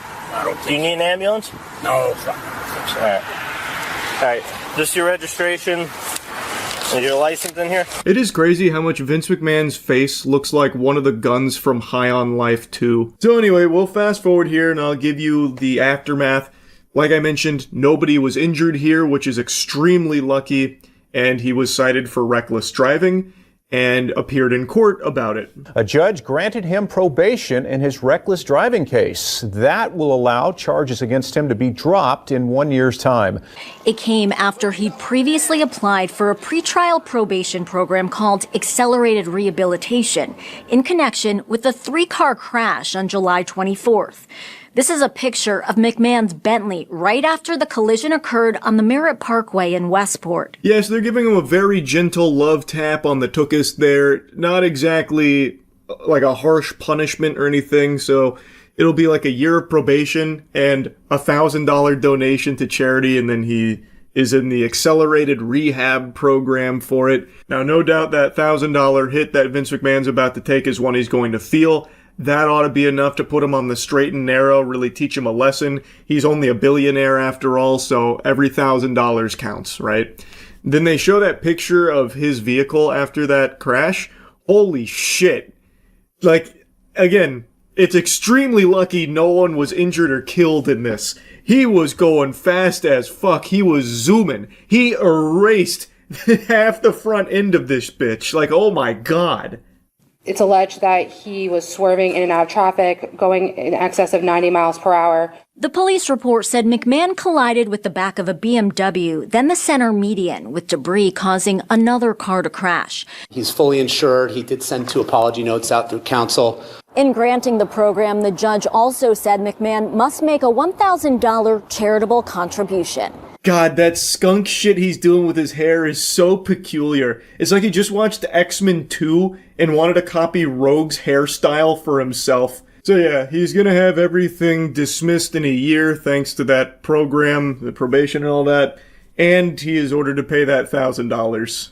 Now, he swears it'll never happen again, but if anyone has ever heard about Vince McMahon's driving, because it's not exactly like the most tight-lipped thing in the industry, you'd know that there are a ton of people in the industry there that refuse to ride with Vince McMahon because, according to them, he is a trash driver and very dangerous behind the wheel, which I fully believe based on this body cam and also the fact that he is just an unhinged maniac in general. This guy is a loose cannon psychopath.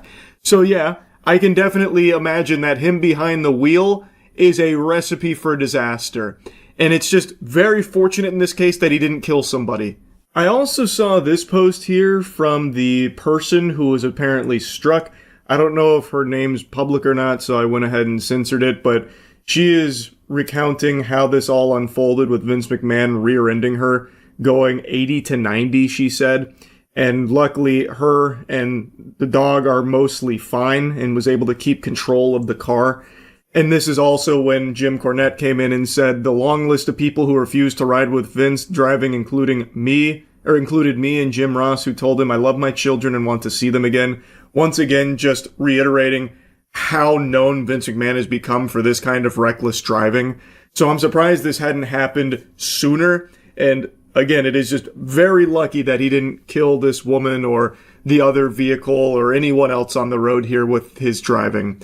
So anyway, just wanted to yap about that. That's about it. See ya. Goodness gracious, this whole fake Jim Carrey body double replacement thing is really gone kind of bonkers, huh? So, Jim Carrey recently accepted an award, a very big, prestigious award in France, and while giving an interview, people were quick to notice that his appearance looked very different. Specifically, his face just seemed very off compared to how it had always looked.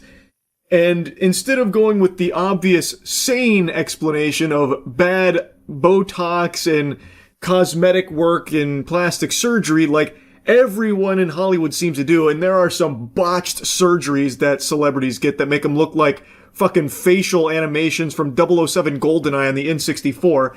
Instead of using, like, the logical explanation, people ran with something a little more extreme, that he had been replaced. They had fucking killed him. The deep state took him out back behind the barn and put him down because he was outspoken about, like, the establishment and stuff and how, like, evil and rotten Hollywood is, and he's talked about it quite a bit. So they thought, you know, maybe they came in there and fucking Dr. Robotnik took care of him and now impersonates him here. So they went with this, like, body double theory, and then a makeup artist named Alexis Stone poured gasoline on that fire, making a bold claim that this was actually a stunt from Alexis Stone.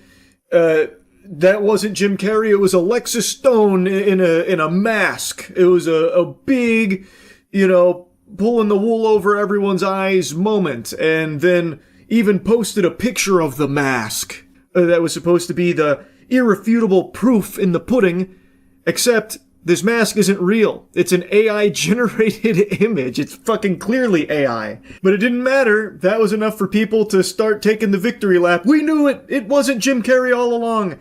Now we can only pray that he's safe. And we can only, with our fingers crossed and a banana squeezed deep between our butt cheeks, hope that Jim Carrey hasn't had his throat slit.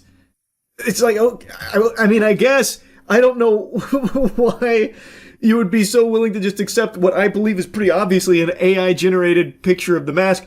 And also, if this really was an Alexis Stone stunt, it would be easily provable by having footage behind the scenes or pictures behind the scenes, but instead the only proof was 2 photos of Jim Carrey at the event and then this AI mask. And people were like, I knew it. Can't argue with the facts right there. Watertight. And then it also came out today. It's been confirmed by both Jim Carrey's rep and the organizer here, like the head of it, confirming that that was actually Jim Carrey. He was even there with, like, his daughter, his family, like, it really was Jim Carrey.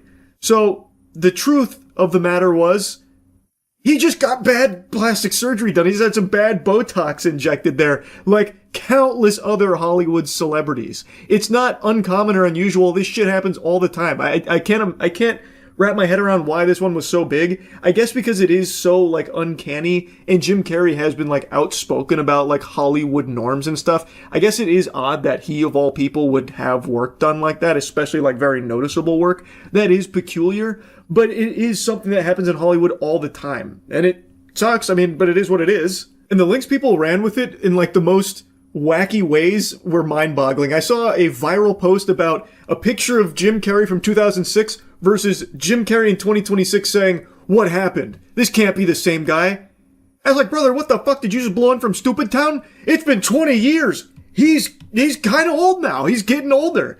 And now he's, like, getting plastic surgery done. So yeah, he looks different. But even if he didn't have any work done, he's not going to look the same as he did 20 years ago. Nobody does. Like, what the fuck is happening here? Now, all cards on the table, I do think there probably have been a few instances where a very powerful person or celebrity has been swapped out for, like, a body double, a stunt double, like, once or twice here and there, but probably not like a permanent switcheroo, but, you know, like, maybe once or twice, you know, when Howard Lutnick has been in the Oval Office giggling anytime Epstein's name has been brought up, maybe it's actually Epstein in a Howard Lutnick skin suit, like that's the disguise and why he can't stop laughing every time that gets brought up. You know, maybe that's possible. But for something like this Jim Carrey situation, I think it's just so obviously Botox, because we've seen that kind of thing before where someone gets work done and it looks like they're fucking cell shaded out of Borderlands or something, right? Like, it does happen. And the way he was, like, talking and emoting during the interviews, there's no way a mask could do that. There's just absolutely no way. But, you know, maybe you're not convinced. Maybe you think that Jim Carrey's rep and the award organizer are in on the scheme from the nefarious puppet masters pulling the strings trying to convince you that this is Jim Carrey when it's not. You know, that's your prerogative at the end of the day. Anyway, I'll show you some stream clips where we were going over the interview and comparing things and then looking at the Alexis Stone post for the evidence. But I think one thing's very clear. Alexis Stone was just trying to suckle clout from this whole thing, from the virality of all of it. What do you think about the fake Jim Carrey? We talked about it a little bit. I don't think it's actually a fake Jim Carrey, but he had that classic Hollywood work done to him, and boy howdy did it not go well. But I truly don't think that's like a body double or a replacement. I think it looks too close. The big difference is the eyes, but I think that's just bad Botox. Here, I'll pull it up. Receiving their awards, and I was like, I'm dead. And I made mistakes, and I was like a novice, but I felt a lot of love, and I felt a lot of appreciation that I tried. Then I watched everybody talking 1,000 miles an hour up there, receiving their awards, and I was like, I'm dead. This isn't a whole interview, but it's from this clip here. It looks like porcelain skin, looks very uncanny. So people are speculating that this is a body double or Jim Carrey's been replaced. He kind of looks like the villain from Long Legs. Yeah. The big thing people point to are the eyes. Let me show you. Because if you compare the eyes here compared to like every other time, it's very different. But I truly just believe that's the result of bad Botox, because that is a very real thing that can happen. So here's like older Jim Carrey eyes, and here's Jim Carrey during that interview. But that's just like a very real thing Botox does. People also said the eye color changed. Not really. I think he just has a lot more light in his eyes, so his eyes look lighter. I don't really think they've changed eye color or anything. Imagine your plastic surgery is so bad people think you got replaced. I know, man. Have you ever seen a good facelift? They always look like plastic figurines. That's because you only can notice the bad ones. So many celebrities have had plastic surgery and you just don't know it. It's gotta be reptilians, not stunt actor performers. It would always be reptilians, I suppose. That is always a feasible explanation. Look at Alexis Stone Instagram. They did a Jim Carrey mask that wasn't Jim himself. I don't believe that for a second. That sounds more like an easy marketing stunt. Let me see. Who is it? Alexis Stone? I mean, what is this the evidence? Alexis Stone is Jim Carrey in Paris, and then it's just 2 photos at the Paris premiere with no like behind the scenes or anything of the mask. If it's a mask, it should be super easy to show that, right? Yeah, there's nothing. There's no further info on it. It's just these 2 pictures from Alexis Stone. I can do that too. I can say I went to the premiere as Jim Carrey and just post this on my Instagram as well. It'd be really easy for Alexis Stone to show that this is not Jim Carrey and it's actually a mask. What's your favorite Bible story? I guess, I've said this before, the one that always stuck with me, that really like made a lasting impression, not really even in a positive way, was the story of Abraham. I don't know. That one, like, actually kind of frightened me. But I don't know if I'd call it my favorite. That was just the one that really, like, stuck with me. Why did it frighten you? That's the story of the Abraham needing to sacrifice his son. Why did he do that? It was a test of faith. He didn't actually kill his son. At the end, it was like, no, stop. You've proven your faith. So it was basically like the first prank.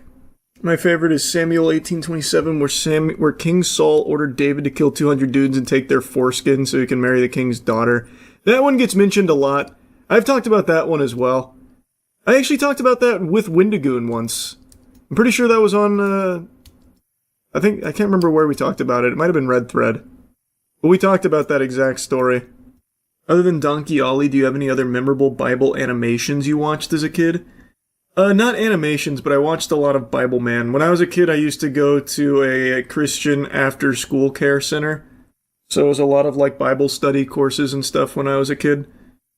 Those things like Bible Man, VeggieTales, that kind of thing.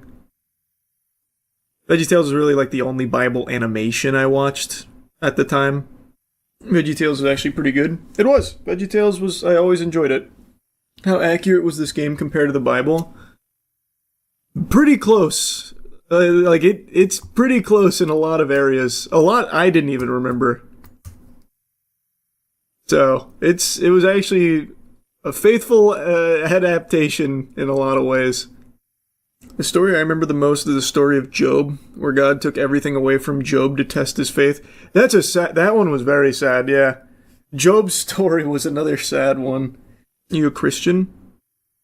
I'm not as spiritual as I was, but yeah, I mean, I always was growing up. Again, I got baptized twice. And like I said earlier, for my entire, like, young life, I spent after-school care in a Christian facility, like, for multiple hours after school, till my parents picked me up. But I'm not actively spiritual as I was back then.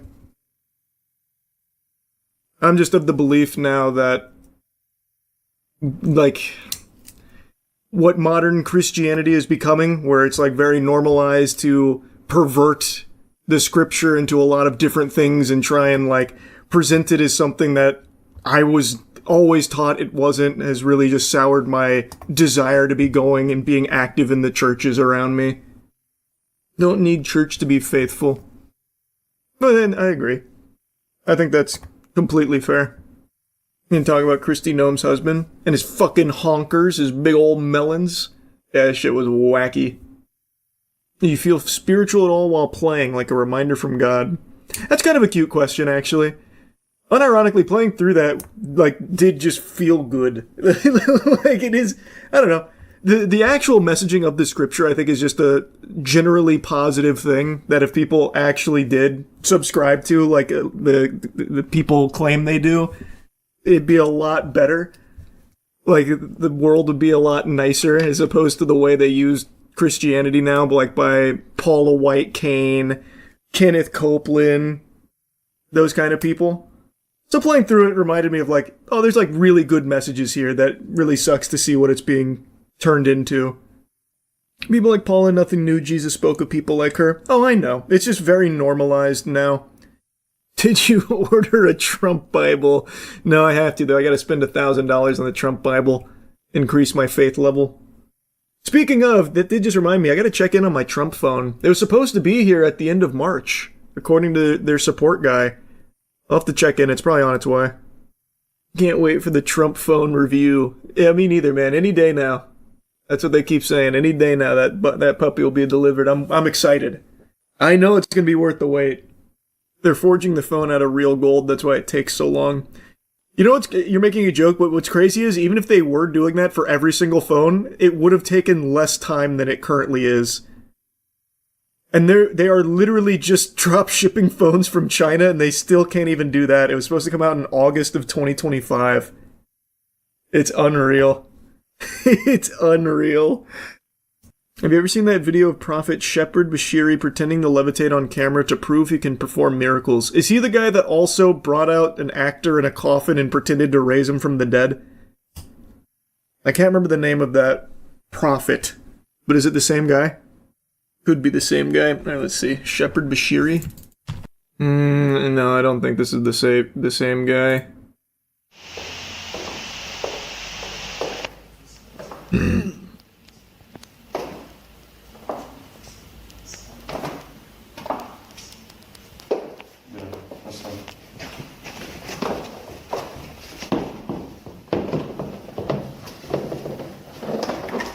Oh, I can feel it coming. Ah! What?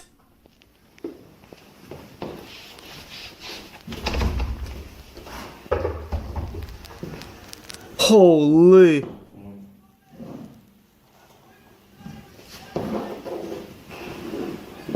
He can perform miracles. Wow. Prophet Shepherd Bushiri. The chosen one. I'm sure them recording the bottom half of... Oh, okay, here you go, trying to poke holes in a clear miracle. How do you argue with this? You can try, but you won't succeed.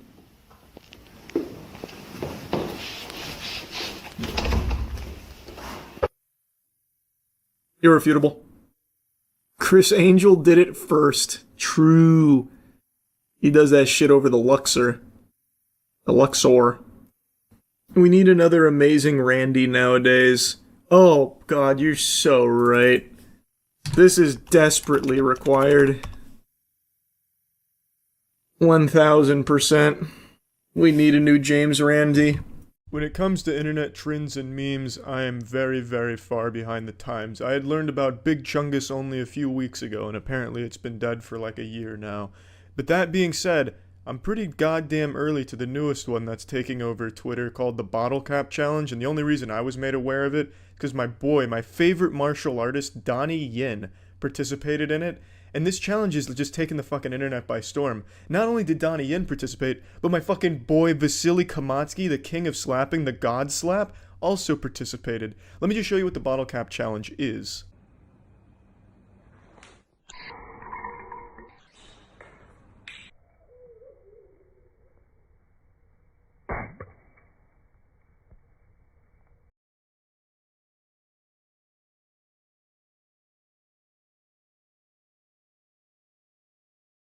Naturally, as a high-level competitive athlete, I saw these and wanted to compete with them to make the best possible bottle cap video. And, you know, I realized I'm no martial artist. I can't even get my foot up to, like, my nipples length when I kick it straight up without pulling something drastically. No, I can't slap very hard. If I slap someone, it'd be like getting hit by a third grader's fingertips. So I couldn't do either of those. I also can't break dance. But what I can do is I'm quite the goddamn mastermind when it comes to fleshlight martial arts. So I thought, let's try and get this bottle cap off with a fleshlight, and that's exactly what I did. I took this challenge to the next fucking level.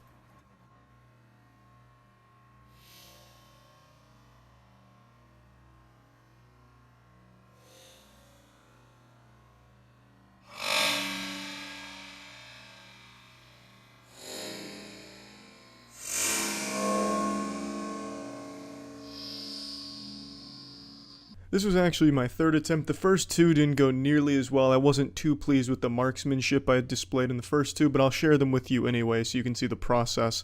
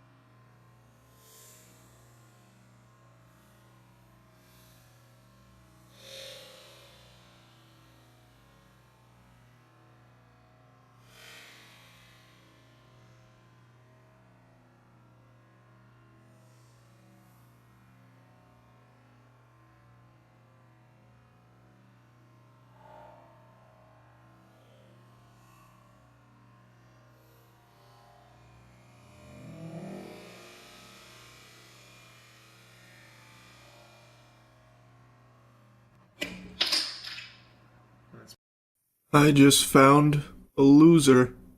Yeah. I just learned about a woman who's dedicated the last year or so of her life to going to businesses with the sole intent of annoying the employees and instigating arguments and confrontation whenever possible. Because that's her content. Can you imagine being such an insufferable asshole? Can you show me where your microphones are? He said to come by the Apple. I don't see the mics anywhere.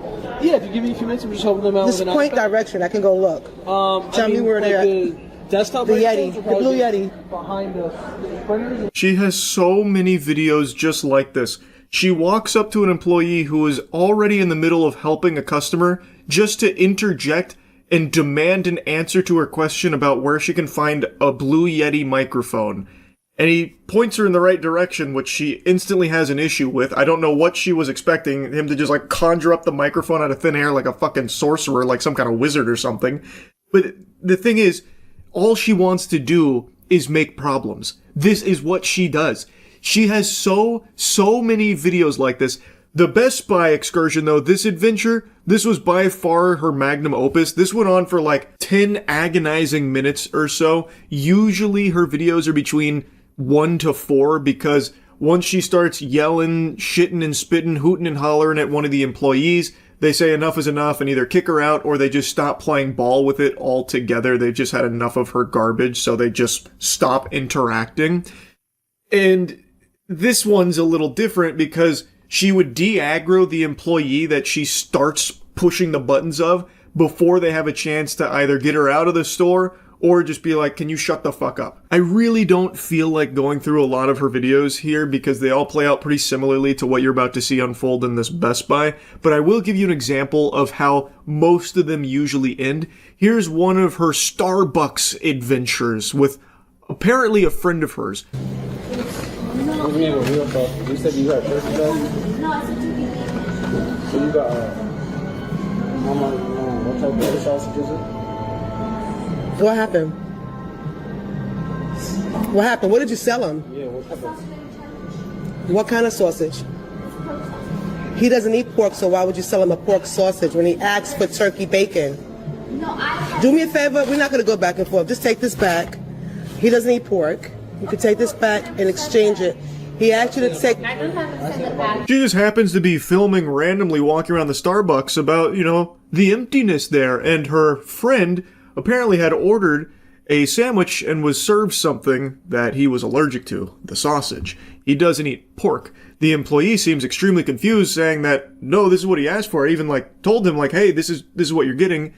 Apparently he confirmed that. But now he's throwing a flag on the play, challenging the ruling here, and luckily, the hero steps in. To me, what this feels like is this was a premeditated, nefarious scheme here, Despicable Me level plan to get a free sandwich here. So this lady and her minion, her fucking goober, had this idea of ordering a sandwich, pretending they fucked it up and demanding another one, maybe trying to get a free sandwich out of it or something. It's very odd how she just happens to be filming in this restaurant just moments prior to walking up here. Why is she butting in here? Why is she even entering in this Thunderdome? She has no fucking business here. Yet she does, because she wants to assert herself into anything that can be confrontational. So immediately, she cross-body blocks her way into this conversation here and makes it extremely hostile, getting extremely aggressive and combative, no, we're fucking done here. He said to take off the bacon or some kind of whatever you had on another sandwich, and you said you could not take it off, sausage and bacon. How would you know that, crazy lady? You weren't there. Unless this is part of, the script you two rehearsed. You can see she wasn't there. She wasn't within earshot or anything. She was on the other side of the restaurant doing some kind of 360-degree spin around showing that there's not a lot of people there. So she has no fucking idea what was even transpiring over here, but she instead wants to spin this web of lies for the sake of elevating and instigating an issue. Because that is all she does. This is what she does in every single one of her videos, and she has I feel 100 of these. I've personally seen 12 at least. And they all play out similarly to this and the Best Buy one that we're going to go back to in a moment. It is infuriating just watching her do this. I don't know how you live life going through like this, walking the path of the unlovable, unlikable, perpetually alone loser. Apparently she does have some kind of lackey here, some kind of sidekick that she's brainwashed into doing this with her, but it is just so pathetic. He wanted turkey. That's what he wants. He has a pork allergy. Would you like to get the turkey bacon instead of this? Yeah, that's what he wanted in the first place. We are okay with that. We're not okay with bad attitudes. With bad what? Bad attitude. Who said who had a bad attitude? Attitude is a little bit too much. If you sell someone pork and they don't eat it, I have a damn bad attitude. You damn right. No. Because we have a pork allergy and you can get sick. Order a sandwich. Don't talk about my attitude. Just change the food and let me leave. Let you leave, goober. You're the one that walked over uninvited and handcuffed yourself to this situation. You're not trapped in there with them. They're trapped in there with you in this unskippable cutscene with this fucking terrible NPC. My God, she sucks.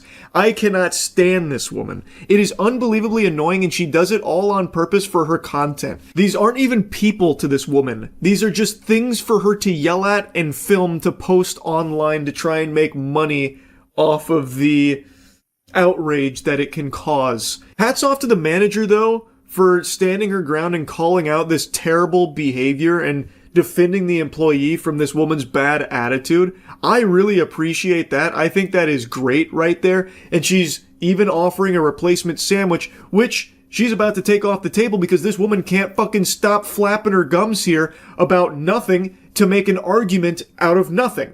She is offering the solution, which is not satisfactory to this woman because what she wants is a bigger blow-up, so she has to keep poking in order to try and get this manager there, but she doesn't. All she does is just return that bad attitude to her, and that's it, which she hates.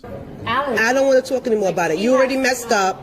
Let me get the fixture and let us go. That's it. I'm not giving any refund if you have this, and we have. I just and we have said, kids just that we are change the allowed- sandwich out and let me I go. will call the security and I will take you out of the store if you continue with this attitude. What attitude are you talking about? Like this that you have right now. Well, you're the one screaming. I said just change the sandwich. I'm giving you the same attitude that you are giving Miss, us back. I don't know where you come from, but in America, you have to exchange food that someone's allergic to, and that's what that is. He has to let us know. He did.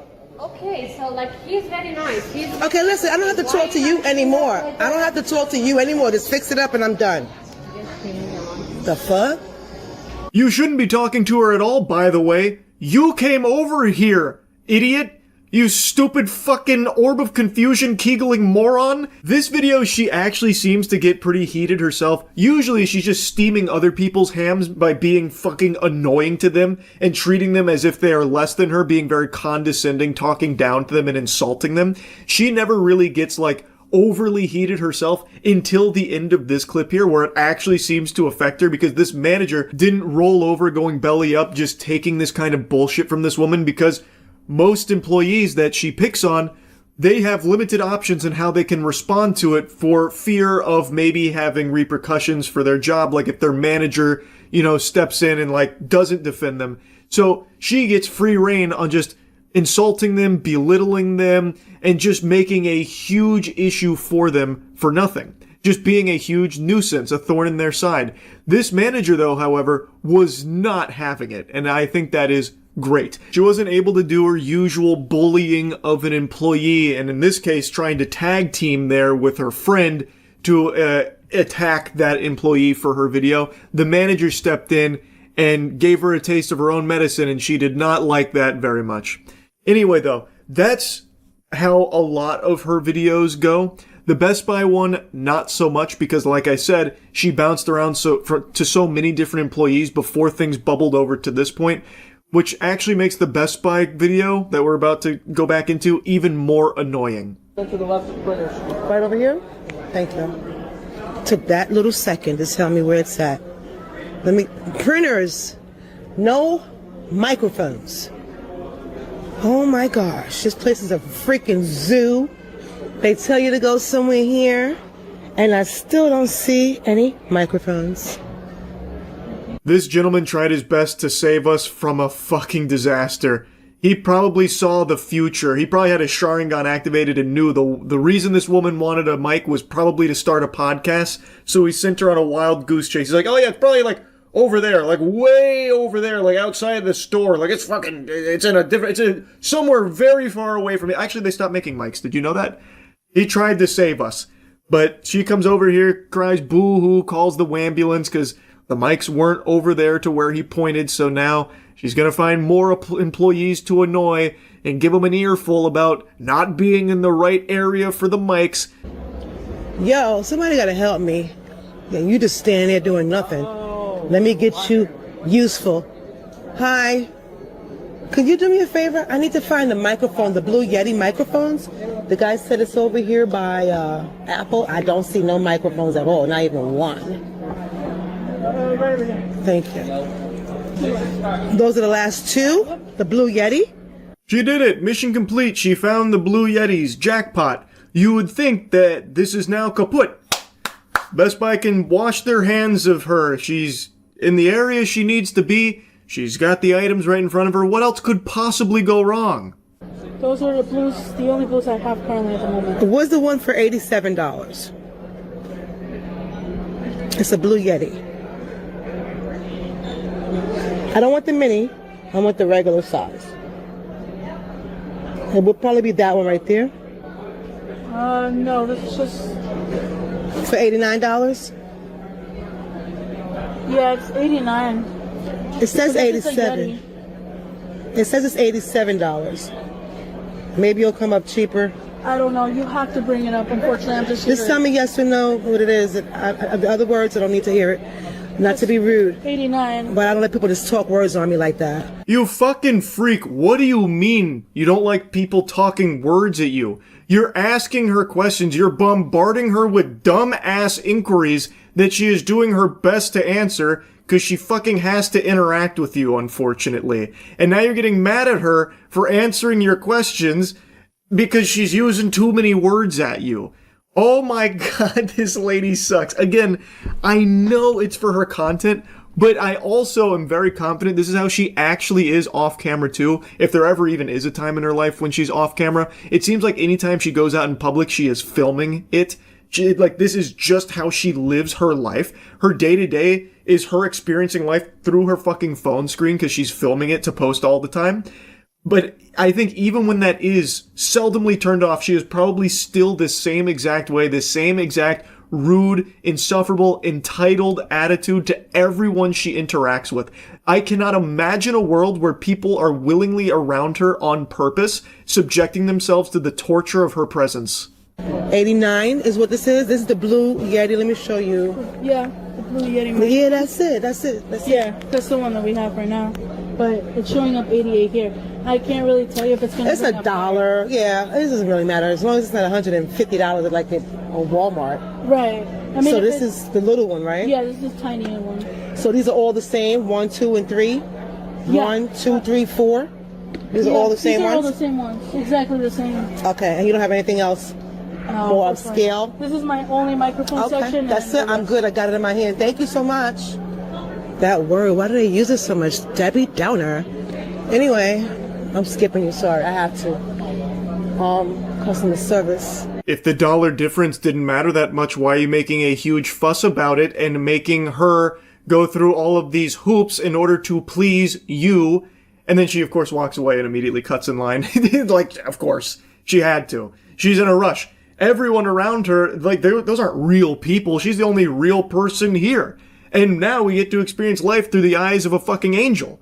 So of course they need to part the seas here, make way for her straight to the checkout. She deserves it. She's earned it. What do you pay for your stuff at? What do you pay? I bought it online. 3 people helping 1 person. Just tell me where to pay, please. I want to get out of this store. Thank you. God. People don't have anything to do. They got to find something. Find something.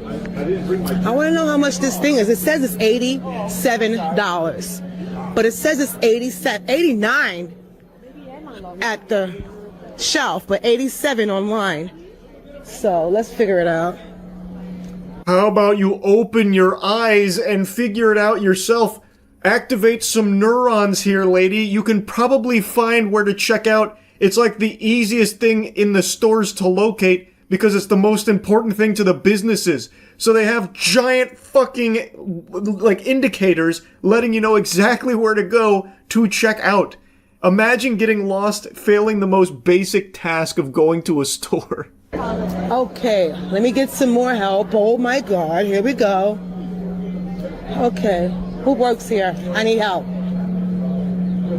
How you doing?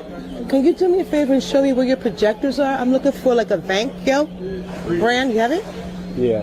Can you just show me, because somebody pointed to me last time and I don't want to go in a circle. I can't do that. I'm chronic asthmatic, too windy outside. Please show me exactly where we're going. Thank you. I don't shop in here much.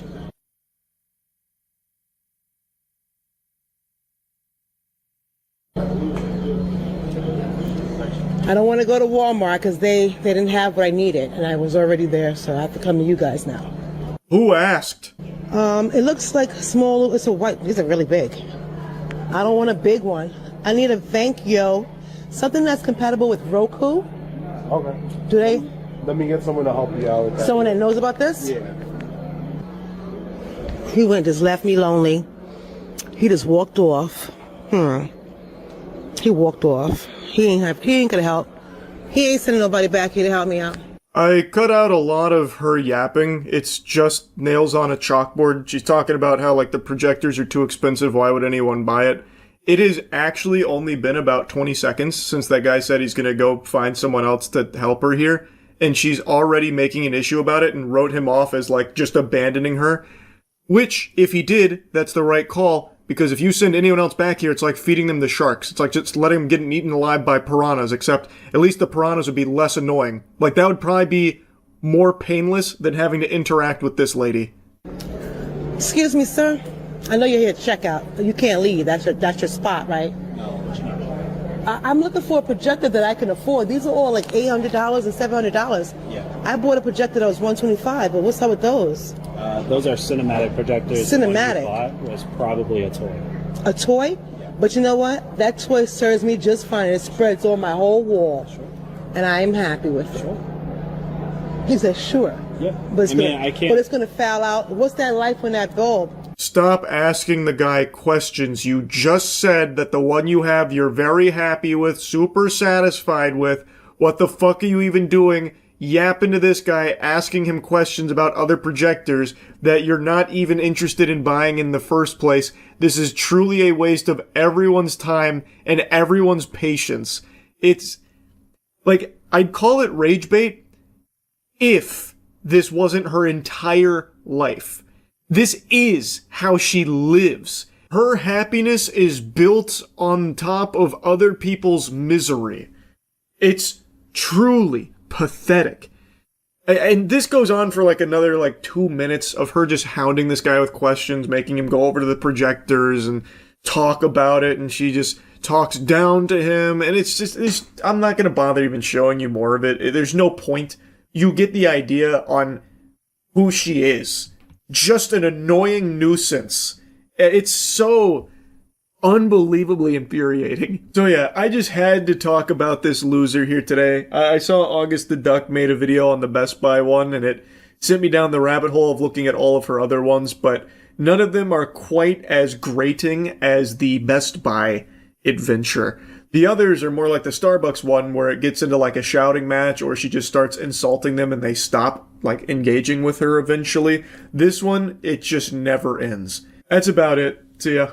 What's up, everybody? It's Critical. I'm playing Mr. President for the PC. Let's do this shit. Alright, the president's playing hardball. I tried to shoot him in the hand and he gave me the too slow treatment. I'm not falling for those shit-nanigans twice. Oh, you're still waving to the audience, are you? Get the fuck out of here, Mr. President. And take your picture with you. And your podium. I don't want these. Especially your picture, though. You're a downright criminal. Picture, you're a criminal. Don't even try to tell me you were framed. Wow, this Secret Service agent can take a bullet to the head like a champ. I guess we can't make magic happen twice. Let's start this game. WSD to move, spacebar to jump. Let's do it. Coming, Mr. President. Holy shit, he got shot by a 300 million caliber round. You alright there, sport? Oh, shit, just playing a little street hockey. Let's retry. I got you this time, Mr. President. I'm coming in swiftly. Oh, I must have forgot to tie my shoes. Just tripped and smooched the floor. This is the one, Mr. President. I've got you this time. Here I come. Whoop! Took a bad angle. It happens. Oh, shit. The picture will protect me from an aerial attack. Did somebody call? Professor Save President Man? I'm here. Alright. No, I actually meant to sit in these chairs over here, that's all.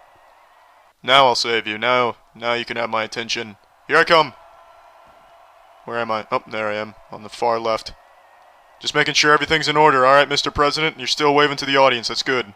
I like my presidents the way I like my porn. Saved. There it is. What the fuck are you doing? I'm sitting here fingering your armpit with my corpse and you're still just waving to the audience? You don't even care about me? I understand you don't give a shit about me on a personal level, but can you show me enough respect as a human being to give me my arm back? Speaking of arm, look at my other arm. It's doing like something someone would do in a freestyle rap competition. That's pretty fascinating. I'm also showing the audience my ass cheeks. Incredible. Let's move on. Ooh, the president's moving this time. He is hauling some ass. I got you covered. Alright, let's try that again. He's pretty fucking fast, actually. But not faster than me. Take this. Oh, fuck. Magneto just threw me off to the side. I apologize, Mr. President.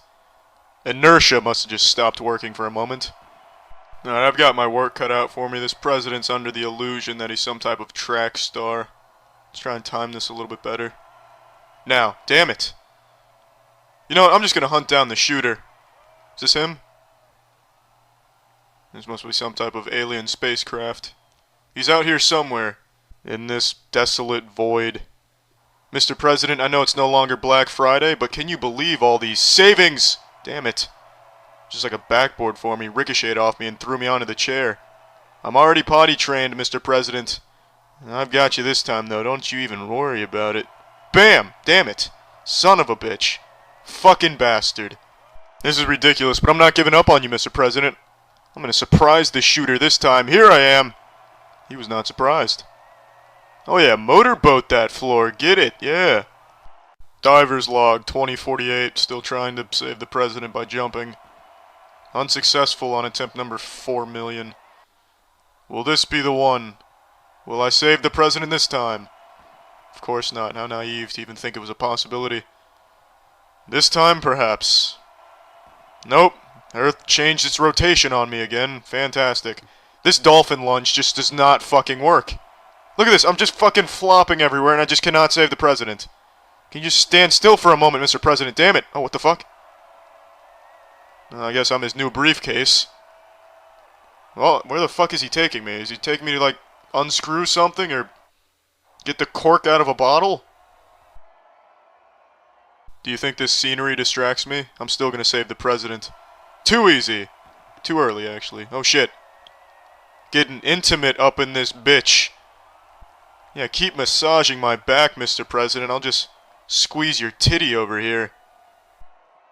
When I see an enemy, I dive at them. Excellent. Mission accomplished. I took the chairs out of the equation. You no longer have to worry about the chair threat. Perfect. Here I come, Mr. President. Damn it. Oh. Be advised, POTUS has gone crowd surfing. Let's try this again. Let's try threading the needle. Oh, just landed like a magic carp. Oh no, Mr. President, I've got bad news. I think I've sprained my ankle. Yeah, this is code red. It looks like the ankle has a boo-boo. I've got you this time, Mr. President. Get these bookshelves out of the way. I'm here. Alright. Damn it. Ooh. Excellent somersault, Mr. President. Here we go. This is the one. This is the one, Mr. President. I've got you this time, buddy. Missed it by just a little bit. Just a little bit, Mr. President. I've got it this time now. This is the one. Hiya! Damn it. Fuck. Shit. Oh, there's your picture, though. Nice little close-up of it. I've got you, Mr. President. I'm here. There we go. Perfect. Oh, shit. Wow, look at that. It's like I'm shaking my head to stop the bookshelf from falling on top of me and crushing me with the president's autobiographies. It actually really looks like he's doing the old walk like an Egyptian dance with the way he has his arms. Not so much his head motion. Unless, of course, the walk like an Egyptian dance is being performed by a bobblehead, but otherwise it's pretty spot on. Are you walking backwards, Mr. President? Holy shit.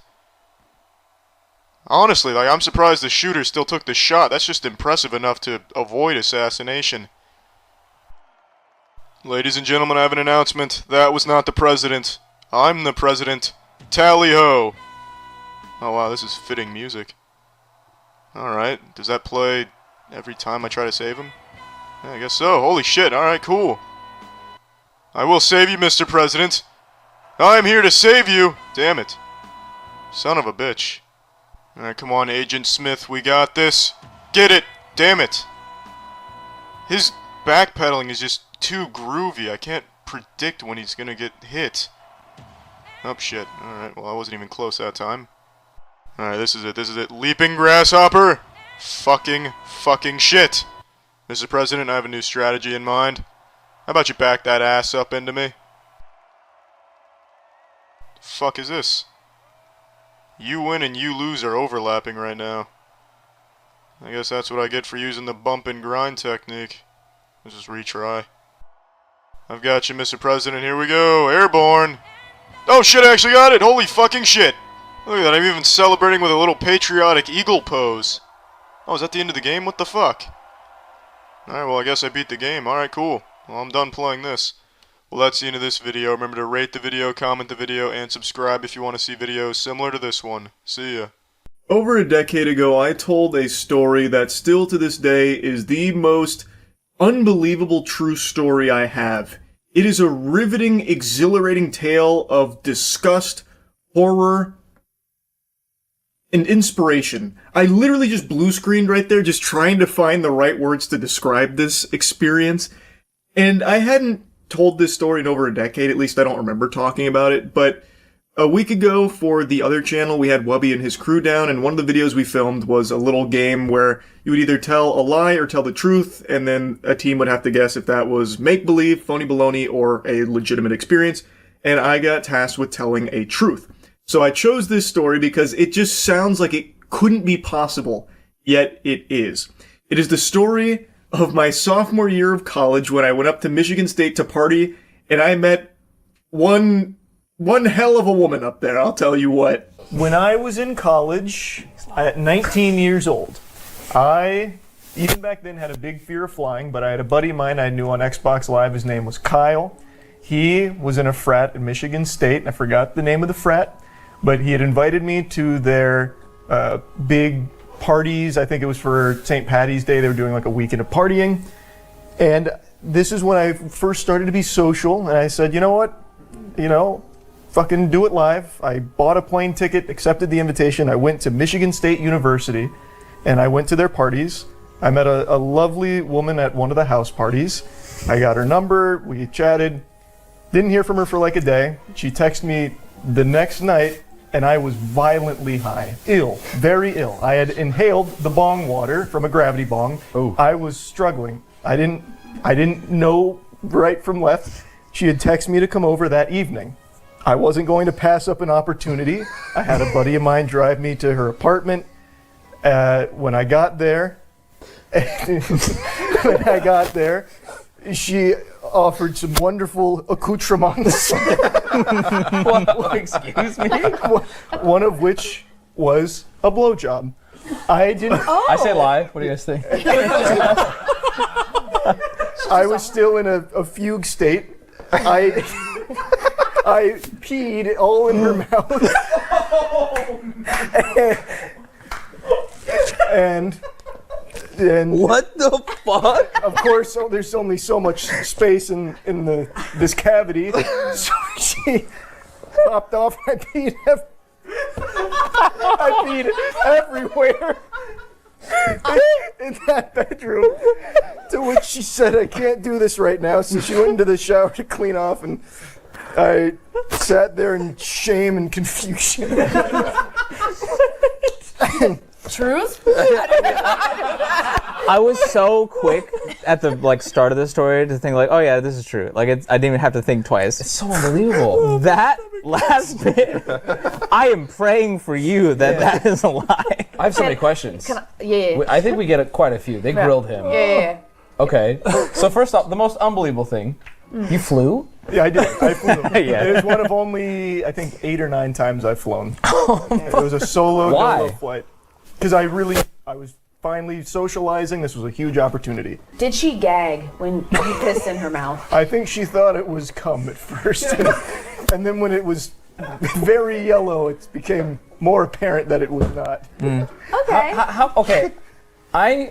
But she did not throw up. This might just have you explain it again, but I'm very confused how that happened. Yeah. Were you hard? I mean, I have to be real here. Were you hard? Yeah. And then you just started.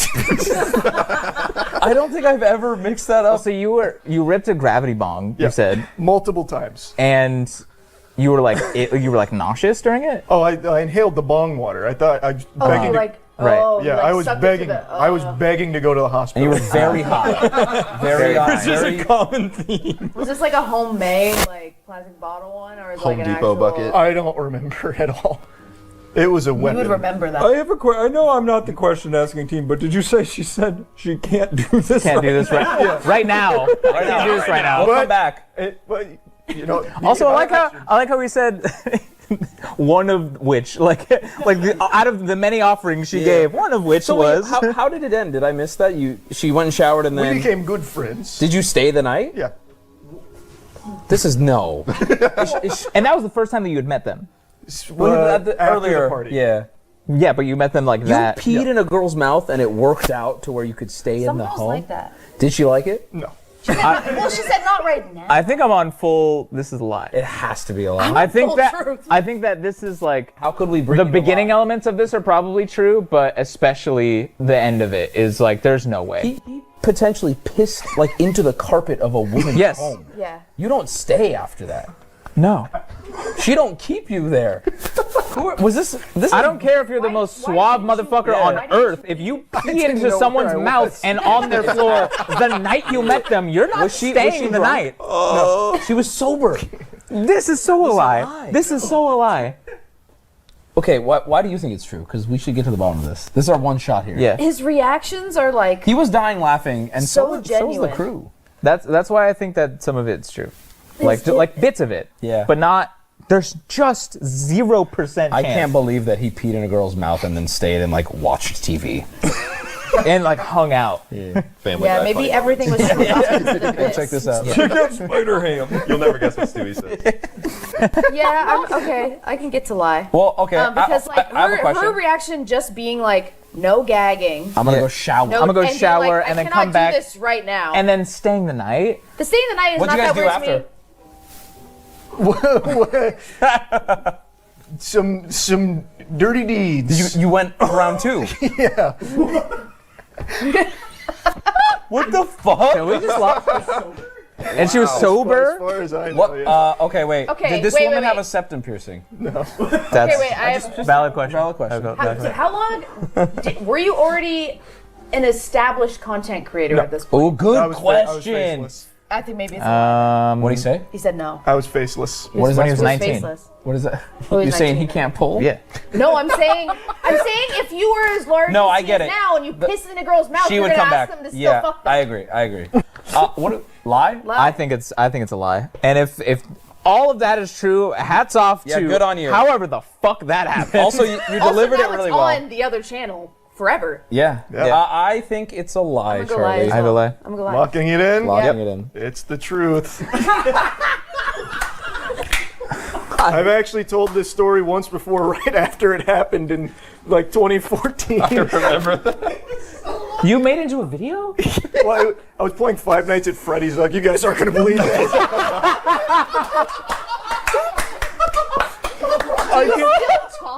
No, she's married. She got married years That's ago. tough. Do not say her name. Do not. Every Other single accoutrements? aspect I have of so that. many more questions now. She had sex with him after he peed in her mouth. She must have been a chill lass. That's so That's nice. one way to word it, That's yeah. so That nice. is one way to word it. She was a trooper. She really stuck it out for Yeah. you. That's awesome. I can't do this right now. I'll be right back. Just give me a second. Well, she really meant right now because she went and then came back and was like, all right, now I am. Don't pee in me I again. guess, I guess she thought that you were going to say that. She goes, oh, maybe not that, but... So it was a college apartment, so like it was very cramped. Yeah. It was separate rooms, but since it was a college apartment like room, it's very cramped. So her bookshelf was right next to the bed. Jesus fucking Christ, dude. Harry Potter go back. Oh my fucking God. So I went back and checked that Five Nights at Freddy's video to see if there was any details I missed. And I don't remember keeping it so vague. So I remembered in that video when I was talking about it, it was a few days after it happened, and I was worried that if I mentioned drug usage, like about being high, it would get the video taken down or I'd be in trouble. So I do remember deliberately omitting that detail, but what I didn't recall until I went back and rewatched that video is that in its place, I made it seem as though I just stubbornly refused to pee, like cross my arms. No, I will not tinkle. I'm gonna be a big man and get a blowjob with a full bladder. Which is just an unhinged mentality. But probably the biggest revelation from rewatching that was that I've misremembered what she said. I'm going to trust my word from almost 12 years ago where I said that she verbatim stated that she can't deal with this. I remembered her saying that she just can't do this right now because she went and showered. And I can only imagine what she saw when she came back, just like dripping urine all over the place like a fucking horror movie scene with me sitting on the bed, cock and balls out, probably rocking back and forth with my eyes rolled in the back of my skull like a fucking exorcism scene. Cause I did just have like a demon expelled from my wiener. She done sucked the urine devil out of me there. And yeah, we did hook up that night. And as I said in the Five Nights at Freddy's video, we did see each other quite a bit after that. Came over the following day, we did it all over again, sans the pissing everywhere. And then, even when I came home, we stayed in contact. I was desperately looking through my old photos because I had remembered I had taken a photo right after I broke my pinky playing pickup basketball, and I sent it to her, and I was like mewing, and I thought it was a really cool picture. Also, my pinky never fully healed, so that's why I have this like really fucked up pinky that I can't fully extend. And I sent her that. I don't even remember why. I think it was unprompted. And she was like, oh, that's pretty cool, I guess. So, like, yeah, I mean, we stayed in contact. And then I remember a buddy of mine told me she had got married at some point or something. So, yeah, definitely an experience I will never forget. She was great. And it's been a long time since I've dusted off this story, so it's a lot of fun to go down memory lane again. That's really about it. So, yep. What's up, everybody? It's Critical. I'm playing a Mario Kart game for the PC. Let's do this shit. All I need to do now is connect these dots using my magic wand, and I'll have a top-notch car logo. Looks like a fucking horse with a mohawk, and he's smiling. He's very content with his hairdo. Alright, that'll work. I need a name. Alright, I will go by one name and one name only. It's perfect. Let's roll. What the fuck? Alright, trying to shit without your shithole intact. Try this on for size. Here we go. That should do it. Awesome. Let's begin. I'll go with the Mario GP. A myriad of choices to choose from here. I'll go Mushroom Cup, hard difficulty to make it a little bit of a challenge. Race name. How about Battle of Speed? So that way the people know it truly is a competition of who's the fastest. Therefore a race. Shit it. I'm just gonna be Mario. I'm not gonna get into the whole left ass cheek, right ass cheek dichotomy. I'm just gonna pick the first racer there. Vast Plain. You might as well call it Fast Lane. For me only. Cause I'm gonna be hauling ass. Oh yeah, eat my dust. 0 to 60 before I can even take my foot off the brakes. Already in third. Fourth. Oh, they're giving me the inside. They're just giving me the nipples. I am coming for first. Oh, they're giving me the inside again. First place. Who is your daddy? This box is mine. This banana peel is yours. This box belongs to me. This banana peel belongs to you. Bitch, you are not taking first from me. Ooh, turtle shell. Fire. Direct hit. Just giving me the inside all the time. Fuck. Fuck. The double slammy. You will not have first place for long. Shortcut. Just hiked over a mountain. Why am I still in sixth? Oh, there we go. Oh, what the fuck? Shit, this isn't the right way, is it? Outstanding. This forest is a master illusionist. It has two pathways, one for fucking, and the other for fucking going the right way. I hope you're not comfortable in sixth, because that turtle shell hasn't disappeared, it just disappeared. As I planned. Ooh, here we go. My papier-mâché go-kart is now the top of the food chain. First place is within fucking distance. Eat my crust, I'm in third already. You will all feast on the fuck. Oh shit, concrete. They must really not like the inside because they're giving it to me again. First place, that's how it's done. Fuck. Who is firing all these turtle shells at me? Professor Turtle of the Shells? I will defend this position. Damn it, with turtle shells that are on a mission. I may be in first place, but I feel no sense of accomplishment. My go-kart is significantly faster than theirs. It's like I'm racing the Flintstones. I won the race, but that is a lonely victory. It is impossible to go faster than 60 miles per hour. That 120 is only there for the sake of being a number. That's the only reason it exists. Oh shit, water and wood. That leads over the water. This is, without a doubt, a bridge. I am climbing the first place now. Here we go. Excuse me, Toad, you left something back there. Last place. Oh, give me that fucking box. Here we go. Shell. Missed. Damn it. I'm still in second place. That's alright. It's alright. What time is it? It's alright time. Here we go. Shell. What the fuck? What just happened? Why the fuck am I the only one that's the size of a molecule? Everyone just zooms by at normal size. Damn it. This is just getting absolutely absurd. The turtle shells are being deployed from all angles. I think the fucking trees are shooting them now. Oh, here we go. Yabba dabba doo, asshole. Got a turtle shell of my own that time. Shit, object. Shit. What the fuck? Well, isn't this spooky? Will you put me back on the track, please, Lakitu? Lakitu, please put me on the... Lakitu, stop it with this nonsense. Lakitu, this is getting absurd. Please put me on the track. That's why you have the fishing rod.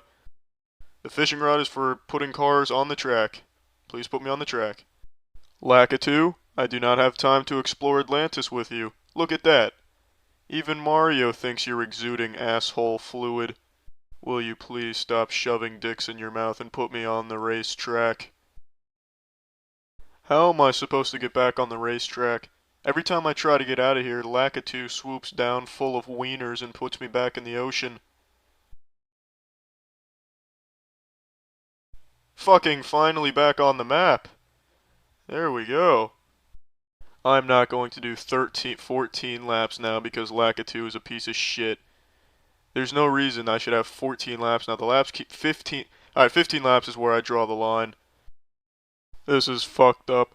I'm gonna try going back into the water and perhaps that'll reset the laps and I can at least finish this race. You son of a bitch. You have once again demonstrated your uselessness, Lakitu. This is ridiculous. Lakitu, fuck you. Alright, I'm done playing this. Well, that's the end of this video. Remember to rate the video, comment the video, and subscribe if you want to see videos similar to this one. See ya. Hey there. Just wanted to share the latest in the David murder case.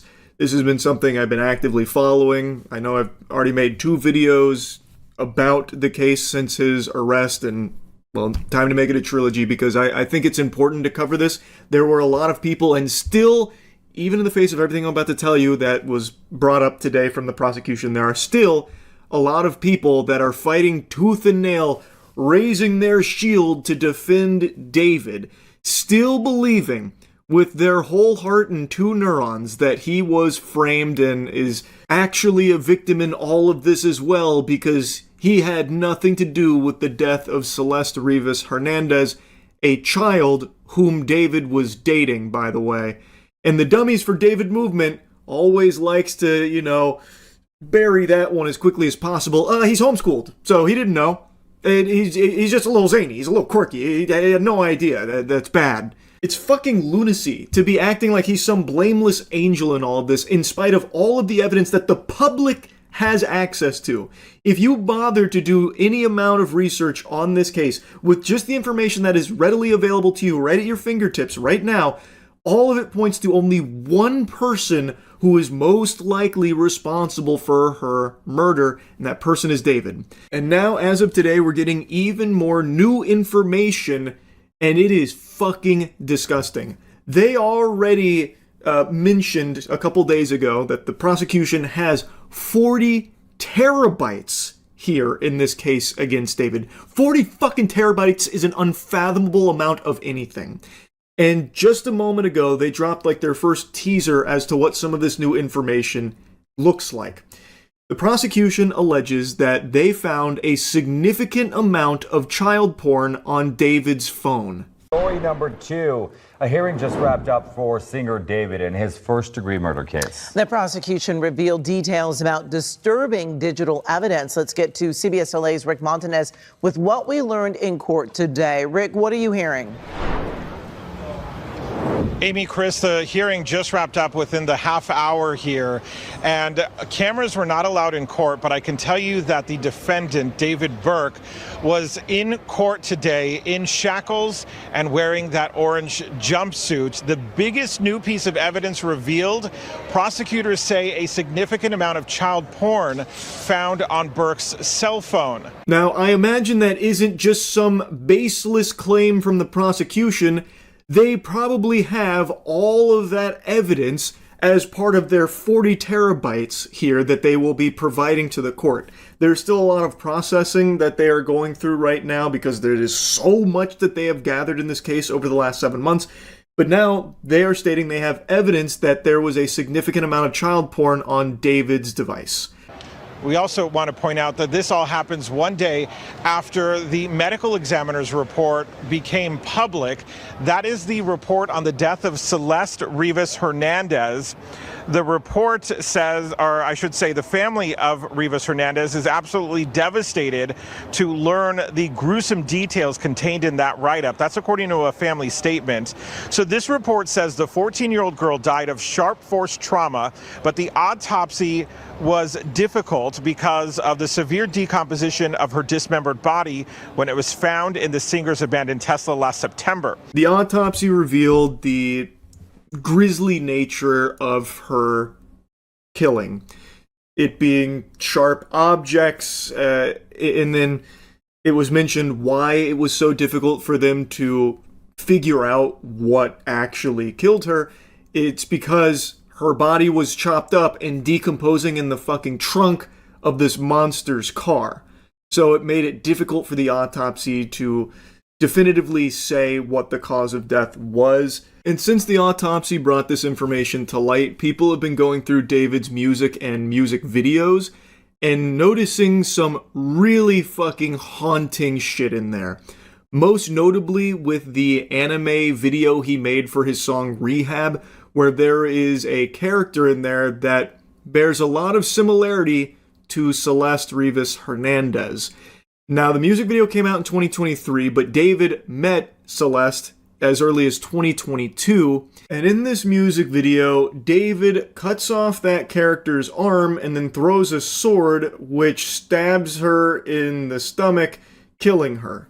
In real life, Celeste had her body chopped into pieces and stuffed into bags, thrown in a trunk, and the autopsy revealed that her cause of death was sharp objects through the torso, notably her upper abdomen and hitting her liver. Now, of course, I have no doubt that none of that is going to be used in court in any way, shape, or form by the prosecution. I imagine they have far more solid evidence to be bringing to court in that 40 terabytes. I don't think they'll be using, like, similarities from the music video versus what actually happened, or, you know, video clips that exist where he's saying some crazy shit. I imagine they're going to be going for, like, completely irrefutable things that you can't just write off as a coinky-dink or something like that. But I wanted to mention it because it really does feel like David was just leaving breadcrumbs in his music to the sick and twisted person that he is, and that he had this, like, murderous intent. It's fucking sickening stuff. On Monday, he pled not guilty to the capital murder charges. We spoke with a former federal prosecutor just a short time ago here on CBS LA Mornings about this new evidence revealed in today's hearing and the fact that David's phone, according to prosecutors, contains child porn. And obviously, we don't know if it's Celeste Rivas's images and videos or something else, but that is a significant offense. Obviously, it helps prosecutors prove the sex crimes, the lewd and lascivious, Penal Code Section 288, but it's also a separate crime in and of itself. And it's certainly the possibility that the feds even step into this case because they typically will prosecute these types of child pornography cases. It is extremely serious, and this is new information that's been brought forth from the prosecution here. And the fact that they are bringing this as evidence in this case must mean that they have irrefutable proof that on David's device, he had that material. I have no idea how the David defenders will even begin to wrestle with that in mental gymnastics, some kind of excuse there, like, he was just holding it for somebody else. He's been framed again. They put it there. They framed him for the murder, now they're framing him with child porn. I have no idea how they could even begin to tackle that one, because even though it hasn't been proven yet, the fact that the prosecution is even putting this forward means they must be able to prove beyond a shadow of a doubt that, yeah, his phone had child porn on it. So that's the newest piece of information that's been brought up. Now, as mentioned, they are still going through a lot of processing for a lot of digital evidence that they have compiled. So in a week, I believe about a week, it's going to go back with both sides, and they're going to discuss if they need even more time about, going to a capital murder trial. So as of right now, we don't have everything being brought forth yet, but it is beginning and it's moving fast. The process is underway and it is moving very quickly. So I guess we'll know more in a week, but I just wanted to give you this update here because that new allegation coming to light here is once again another disgusting development here in the David case. Anyway, praying for justice for Celeste here. I truly don't see a world where David is innocent at all. And anyway, that's really about it. So, yeah, Cracker Barrel gave up. They threw in the towel and just said whoops-a-daisy. I think they noticed the plummeting stock price and tried to throw the parachute on last minute here to try and save it. And actually, it is working. Their stock is rebounding after they've announced they're just going to go back to the old branding and everything, which is definitely the right call because the new logo is just more of that minimalist corpo dog shit, just personality-less, sterile, chrome garbage. I use chrome in the way that it was used in SpongeBob, how everything's chrome. Well, when it comes to marketing, there's been a huge push over the last few years to do everything as simply as possible and take all of the creativity and soul out of like a brand identity. I don't understand it at all, just boiling everything down to plain text. And for Cracker Barrel, it's even more incomprehensible because their old logo was kind of iconic, and the entire reason people even go to Cracker Barrel is for the sake of nostalgia, to go to something that reminds them of being a kid and driving across the country to old Meemaw's house. Like, and you get like that whole blast from the past at Cracker Barrel. And now this whole new marketing campaign was about how they're modernizing it and changing it. Like, it's super stupid. Obviously, the people that are going to Cracker Barrel probably weren't going to respond well to it. And even people that don't go there weren't going to respond well to it because no one likes to see this fucking direction that companies take now. It was a lose-lose situation across the board. I don't know how they thought they could squeak a fucking W out from their butt cheeks here with this one. And now, after everything was going tits up for them, they've just desperately said, all right, you win. We're going back to the old logo, and we're not going to be making these sweeping changes. Their original statement after the backlash was that it was a vocal minority that didn't like it, so they tried the denial approach and drank a delusion smoothie. It wasn't saving them, so now they're trying to snap back to reality and trying to paint this as like a good thing, like, we listen to you guys. We thank our guests for sharing your voices and love for Cracker Barrel. We said we would listen, and we have. Our new logo is going away. Our old timer will remain. It's like the end of a fucking MCU movie. Old timer will return.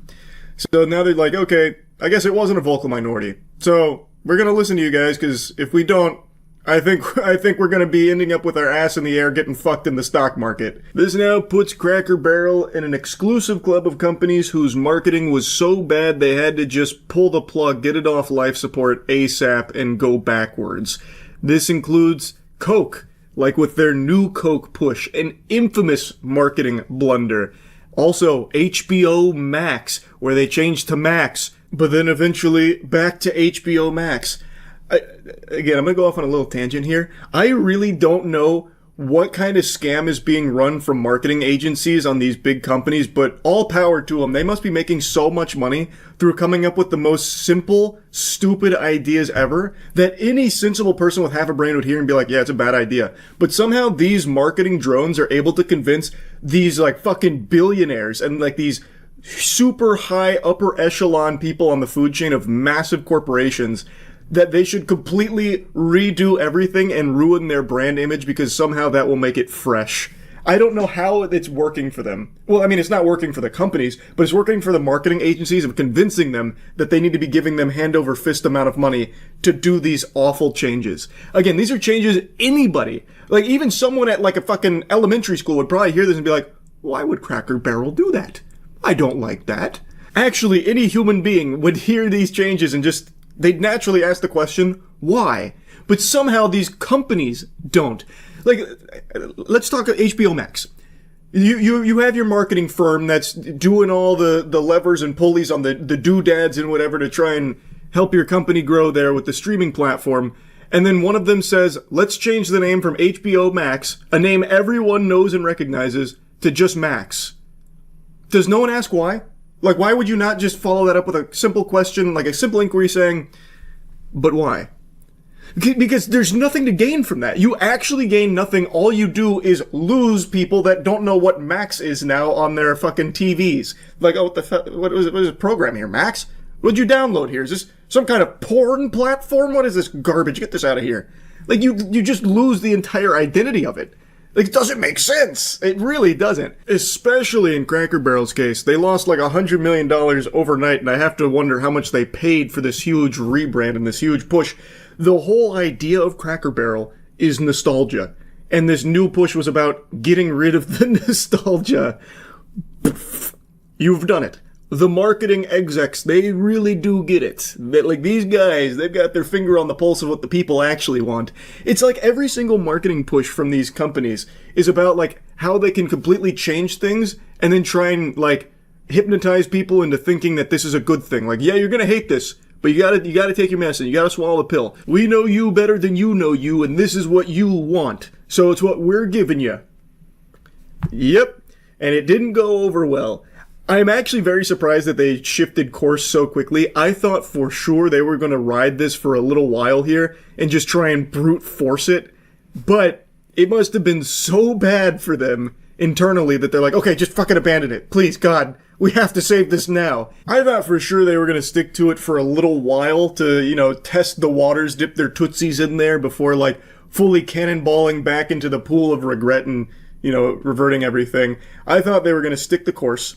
Because most companies do. When they spend this amount of money on this kind of push, it's very hard for them to admit fault and go backwards. So I thought they were just going to go for, brute forcing it through, like, okay, just hunker down, plant our feet, lat spread, and yeah, we might lose a little bit in the short term, but what about the potential long-term gains, which are always non-existent in a change like this? It's not like there was like a huge flood of people that were like, okay, now I can't wait to try Cracker Barrel. Now that it's gone fully minimalist and is now just another generic, sterile restaurant, I can't wait to get my teeth in there and chomp on those meals. Like, that doesn't exist. There was never that group of people. All it does, again, is just kick out the customers that went for a specific purpose of, like, that old-timey feel. But these companies don't seem to know that when they make these changes. So I thought for sure they were just going to try and get that imaginary group of people into the door, but they didn't. And they made the right call by abandoning it this quickly. It should have never even been something that had been greenlit in the first place, but at least they did act pretty quickly in reverting everything. Definitely was the right call to do that. They should have never even got this far in the first place. Maybe this will be like a lesson going forward that maybe a lot of those marketing agencies you're paying the big bucks to don't really know a fucking thing about what they're doing or what people are looking for out of your brand. I mean, I know that's kind of blasphemous to say in the corporate world, but maybe it's just a little food for thought. Oh, also, one more thing I wanted to mention. In the midst of all the Cracker Barrel hoopla, I saw some reports from employees claiming that they don't actually make the food at Cracker Barrel fresh. Like, it's not all made from scratch at some of the restaurants, which, I mean, I guess it doesn't surprise me per se, because a lot of companies make these claims about, like, how fresh the food is. We make it here. In fact, we got all the animals in the back and we go slaughter them there and make it so fucking fresh you wouldn't believe it. And it's like, yeah, that's probably not true. In Cracker Barrel's case, though, that was like a core component to their pitch on their cuisine. So if that is true, that's a damn shame. Like I said, I've never really had a problem with Cracker Barrel food. I've always enjoyed it. Every time I've gone there, it's been like good eating. I've never been disappointed or anything. But one of their big things of the new marketing push was like improving the food. So I don't know if that means that now they really are going to commit to making it all fresh from scratch at the locations or what. But I don't think all of this is going to lead to more customers going to Cracker Barrel, like a new wave of enthusiasts going there. Like, they listened, I can't wait to commit to eating at Cracker Barrel 3 times a week with my family. I don't see that happening. I think this will just be everyone going back to not eating at Cracker Barrel unless they're really feeling nostalgic or if it's something that's just really convenient on a road trip or something.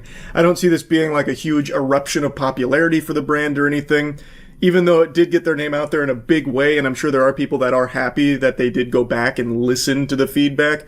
Granted, that's not what they did. They weren't listening to the feedback. They just noticed that they're fucking floundering in the stock market. They were losing so much money. But regardless, there are people happy that they at least did go backwards, and they might try it once or twice. I just don't see it leading to like long-term explosive growth of Cracker Barrel or anything like that. Even though it is rebounding with its stock, I don't think anything's going to really change for this company going forward. Though I did mention that one of their changes in this new push that they've now abandoned that I actually thought was a really good idea that they should definitely still go through with is changing their chairs.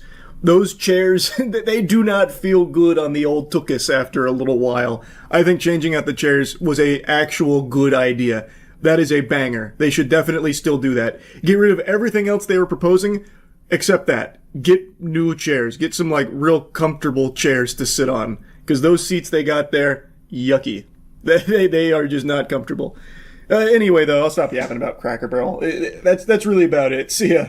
Well, they did it. Roblox decided to double down on their decision to ban and threaten legal action against someone that was trying to keep their platform safer for children, a responsibility Roblox doesn't seem to want to do themselves, at least not in an efficient way. So the quick and dirty of it, if you don't know the lore, I'll give you the nutshell breakdown here. I made a video on it a couple days ago, but earlier this week, a YouTuber named Schlep just got permanently IP banned by Roblox HQ and threatened with legal action because he colored outside the lines here. He was a little naughty in the eyes of the Roblox corpo overlords, the fucking weasels in suits over there, those grease goblins.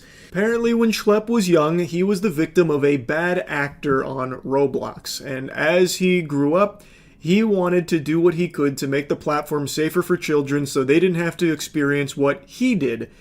And thus he started actively catching predators and has actually had a few of them even arrested. He is doing what he can to just try and make the platform safer. Roblox takes a huge issue with that. One of the big criticisms of Roblox that has existed for years is how poorly they handle predators on Roblox. They are very hands-off when it comes to safety. Basically, their philosophy boils down to the old Luigi method in Mario Party, where if you do nothing, maybe you'll win. But in this case, that is not happening. You see, their tactics here of basically just plugging their ears and closing their eyes and then wiping their ass with all of the reports that flood in, it's led to a massive issue with Roblox where there has been a very common occurrence of predators preying on kids through their platform. You've probably seen tons and tons of headlines about pedophiles through Roblox by this point. It's very clear that they are not efficient when it comes to handling this. So, the community has begun policing themselves, and Schlep was among those that were trying to do what they could to catch the predators and have them arrested, but it's not like they were going behind Roblox's back for it. Schlep was actively providing Roblox all of the evidence, all of the reports, even sending a physical binder to the Roblox headquarters, and still they sat on their hands, put their thumb up their ass, and spun around on it or something. I guess when the package arrived there, they must have treated it like the Unabomber was trying to reach them or something. Like, Schlep and all of these other predator catchers on Roblox are actively trying to go through the proper channels, so Roblox will be the ones to act on it, but they just haven't been. At least not enough, clearly, because there's still a huge problem on Roblox with this. So, Roblox shut him down and threatened legal action. That has led to a huge shitstorm for Roblox, rightfully so. This has made headlines across the globe here. A wacky new development is apparently Roblox Corporation's chief safety officer, Matthew Kaufman, just sold over $800,000 worth of company stock shortly after the platform issued a cease and desist to Schlep. Looking like a little panic over there at the HQ. That is seeming like there's some holes in the ship. You don't often see the chief safety officer cash out that much stock in the wake of a huge debate about the safety of the platform that he is supposed to be managing and operating efficiently. Sounds like he's a little worried that people are more alert to how poorly Roblox itself handles safety in general. Another thing that happened is a congressman is also now making a push for Roblox to do more to keep children safe on their platform. It's gotten so big Roblox couldn't ignore it any further, so they put out a statement clarifying and doubling down on their decision to fight back against the vigilante groups, which is mind-boggling, just straight up fucking reflaffitating that they thought that this was somehow like a W, like a PR win here. We are fighting back against the vigilante groups. And then crickets when it comes to pedophiles. Why aren't you fighting the pedophiles? Why are you laser focused with the fucking crosshairs on the vigilantes that are fighting the pedophiles? Like, this is a wild hill to die on. We are sharing more information about why it was necessary to remove vigilantes from Roblox and the ways in which we review and act on reports of abuse on Roblox. While seemingly well-intentioned, the vigilantes we've banned have taken action that are both unacceptable and create an unsafe environment for users. I just need to stop right here and just take a pause. Schlep and other vigilantes catching predators is not making the game more unsafe than it currently is by just having those predators running rampant with no one to stop them because you are not efficiently stopping them. Like, this is a crazy stance to take. Similar to actual predators, they often impersonate minors, actively approached other users, then tried to lead them to other platforms to have sexually explicit conversations, which is against our terms of use. Accurate, timely reporting from our community is important. Reporting through the appropriate channels, including our custom-designed reporting tools, immediately and with as much specific information as possible is the best way to help us remove bad actors from Roblox. These reporting tools are designed to capture key metadata and details that cannot be captured from an email or screenshot and enable faster, more efficient reviews and more thorough reporting to law enforcement when warranted. I'm going to take another break here real quick. When does that go live? Because that's definitely not live right now. Like, what do you mean? Like, that is the biggest problem.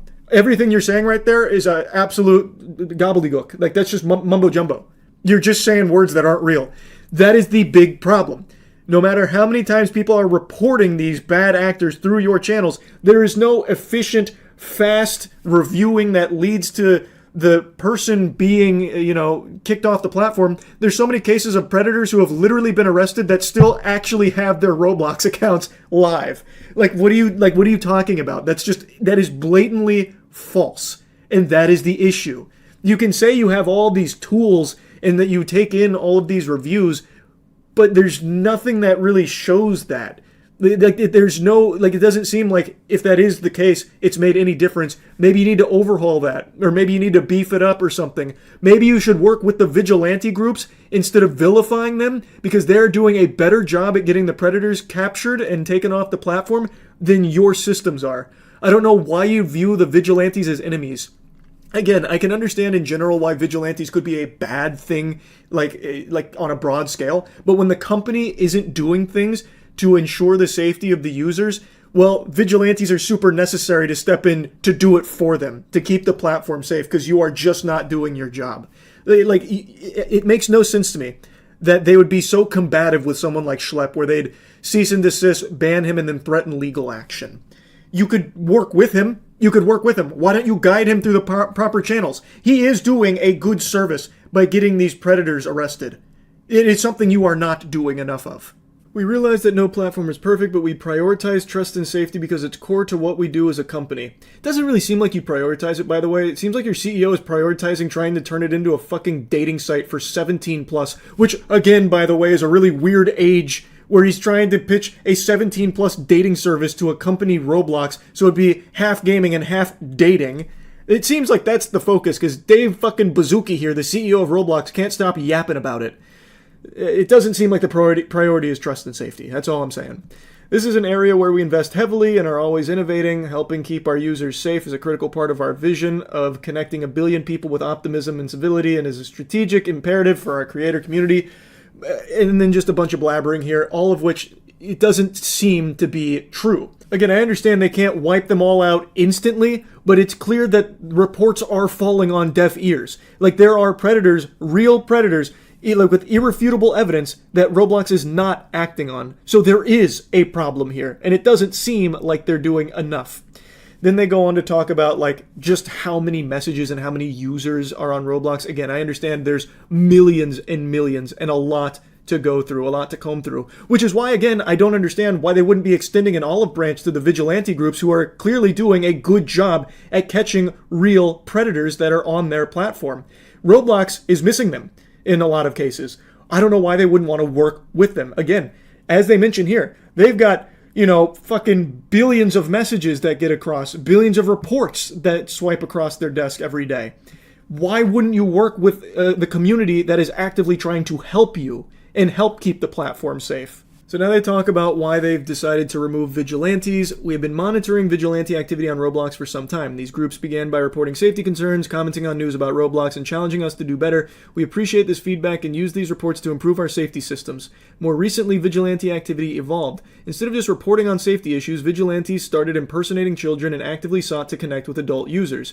Those conversations mimicked inappropriate behavior and actively encouraged other users to connect on other social media and messaging platforms, thus bypassing Roblox's own safety systems. These were not one-off situations, and we saw the behavior accelerating across many accounts. This actively created an unsafe environment and normalized behavior that is both unacceptable on Roblox and is against our terms of use. Our policies prohibit directing other users off Roblox to another platform through chat and having/simulating sexually explicit conversations. These are serious policy violations that risk removal from the platform. Just reread your statement here, Roblox. You recognize that these groups were reporting all of this to you. And then you're confused on why they started doing more than just reporting. Could it possibly be because all of the reports they were sending your way for so long weren't leading to the predators getting kicked off the platform or anything? Could that possibly be the reason? Could you follow that trail of breadcrumbs of logic? Like, I don't know how they can be so delusional to not recognize the reason why it evolved beyond just reporting and then they started using like decoys to try and get more evidence is because you weren't acting on the reports. Thus, they gathered more evidence on these bad actors and turned it over to authorities who did act on it. The evidence was sufficient for the police to issue arrests and get the predators. But it wasn't enough for you guys to ban them or do anything like the bare minimum to protect children from these bad actors, these evil people. Like, I don't know why they're confused. They're making it sound like it's some kind of epidemic that spiraled out of control and Roblox was just doing everything by the book perfectly, when that's just not the case. The reason why it evolved so much is because you weren't doing enough. So the community started taking it upon themselves to try and act and do better and ensure the platform was a little safer for whatever they could do. They then have this section on the importance of accurate reporting, going over like they needs to act in accordance with their policies and all of that, and then due to privacy considerations, we cannot inform users whether reports have led to consequences. But the thing about that claim is, to me it seems like they're trying to hide behind their numbers. Like, we get so many reports and we just can't inform you if like your report led to that person getting banned, but just trust us, it probably did. Like, we're actually like, we're doing such a good job at getting them all banned. But the thing is, people aren't that fucking stupid. When you have found a bad actor, if you have found a predator and you're reporting that person, a lot of these people are following those accounts to ensure that they get banned because they are a danger to the community. And in a lot of cases, they're not getting banned. Like, they know that there hasn't been consequences. Whether or not Roblox is telling them, people can see for themselves when the accounts aren't banned. They then talk about how they actually go above and beyond. They work with law enforcement, following official legal guidelines around when it's appropriate to collaborate with them and provide information to help track bad actors across platforms to help keep users safe even beyond Roblox. In 2024, they submitted 24,522 reports to the National Center for Missing and Exploited Children. They then say that on multiple occasions they found vigilante groups holding the reports to Roblox until after they had coordinated real-life meetups and built their own social media posts, and then explain why that's a bad thing, about how waiting to report to Roblox or the relevant authorities means alleged bad actors could potentially remain on the platform longer, leaving the community open to additional risks of harm. And they close out this section by saying that they recognize the community's frustration with how they handle violative behavior outside of Roblox, but they can't always act on all of it because a lot of it's screenshots and other messaging applications that need to be independently confirmed, because without verification it would open up significant abuse and misuse and all of that, so they have to do their due diligence. Overall, this is them saying that they actually take the reports very seriously and that they actually do a lot to try and keep Roblox safe, even beyond Roblox. They then also claim that some of the vigilante groups are like making social media posts about all of these bad actors before even reporting to Roblox. Of course, I don't know if that's all true or not. Very well could be. But the point still stands. There are a lot of bad actors on Roblox, even with all of the reports they act on and the ones that they report to the proper authorities. There is still a huge infestation of these evil people. And the vigilante groups, the ones that Roblox is fighting tooth and nail against, whether they like it or not, they are making a difference in making the platform safer. Roblox can, submit all of these reports and do as much as they can, but as they showcase, they get so many and they can't go through all of them. They can't thoroughly investigate every single one. They can't analyze every single screenshot from every off-platform message. They know that. They do even hint at that. But these vigilante groups, in a lot of cases, do go the extra mile for a lot of these individuals, and it leads to them getting arrested and away from children. It takes the predator away from victims. It makes the platform safer. It's not something Roblox should be battling against so vehemently. I really just don't understand why they don't try and work more collaboratively with people like Schlepp or Gideon, who are actively getting these predators arrested. That's the big problem.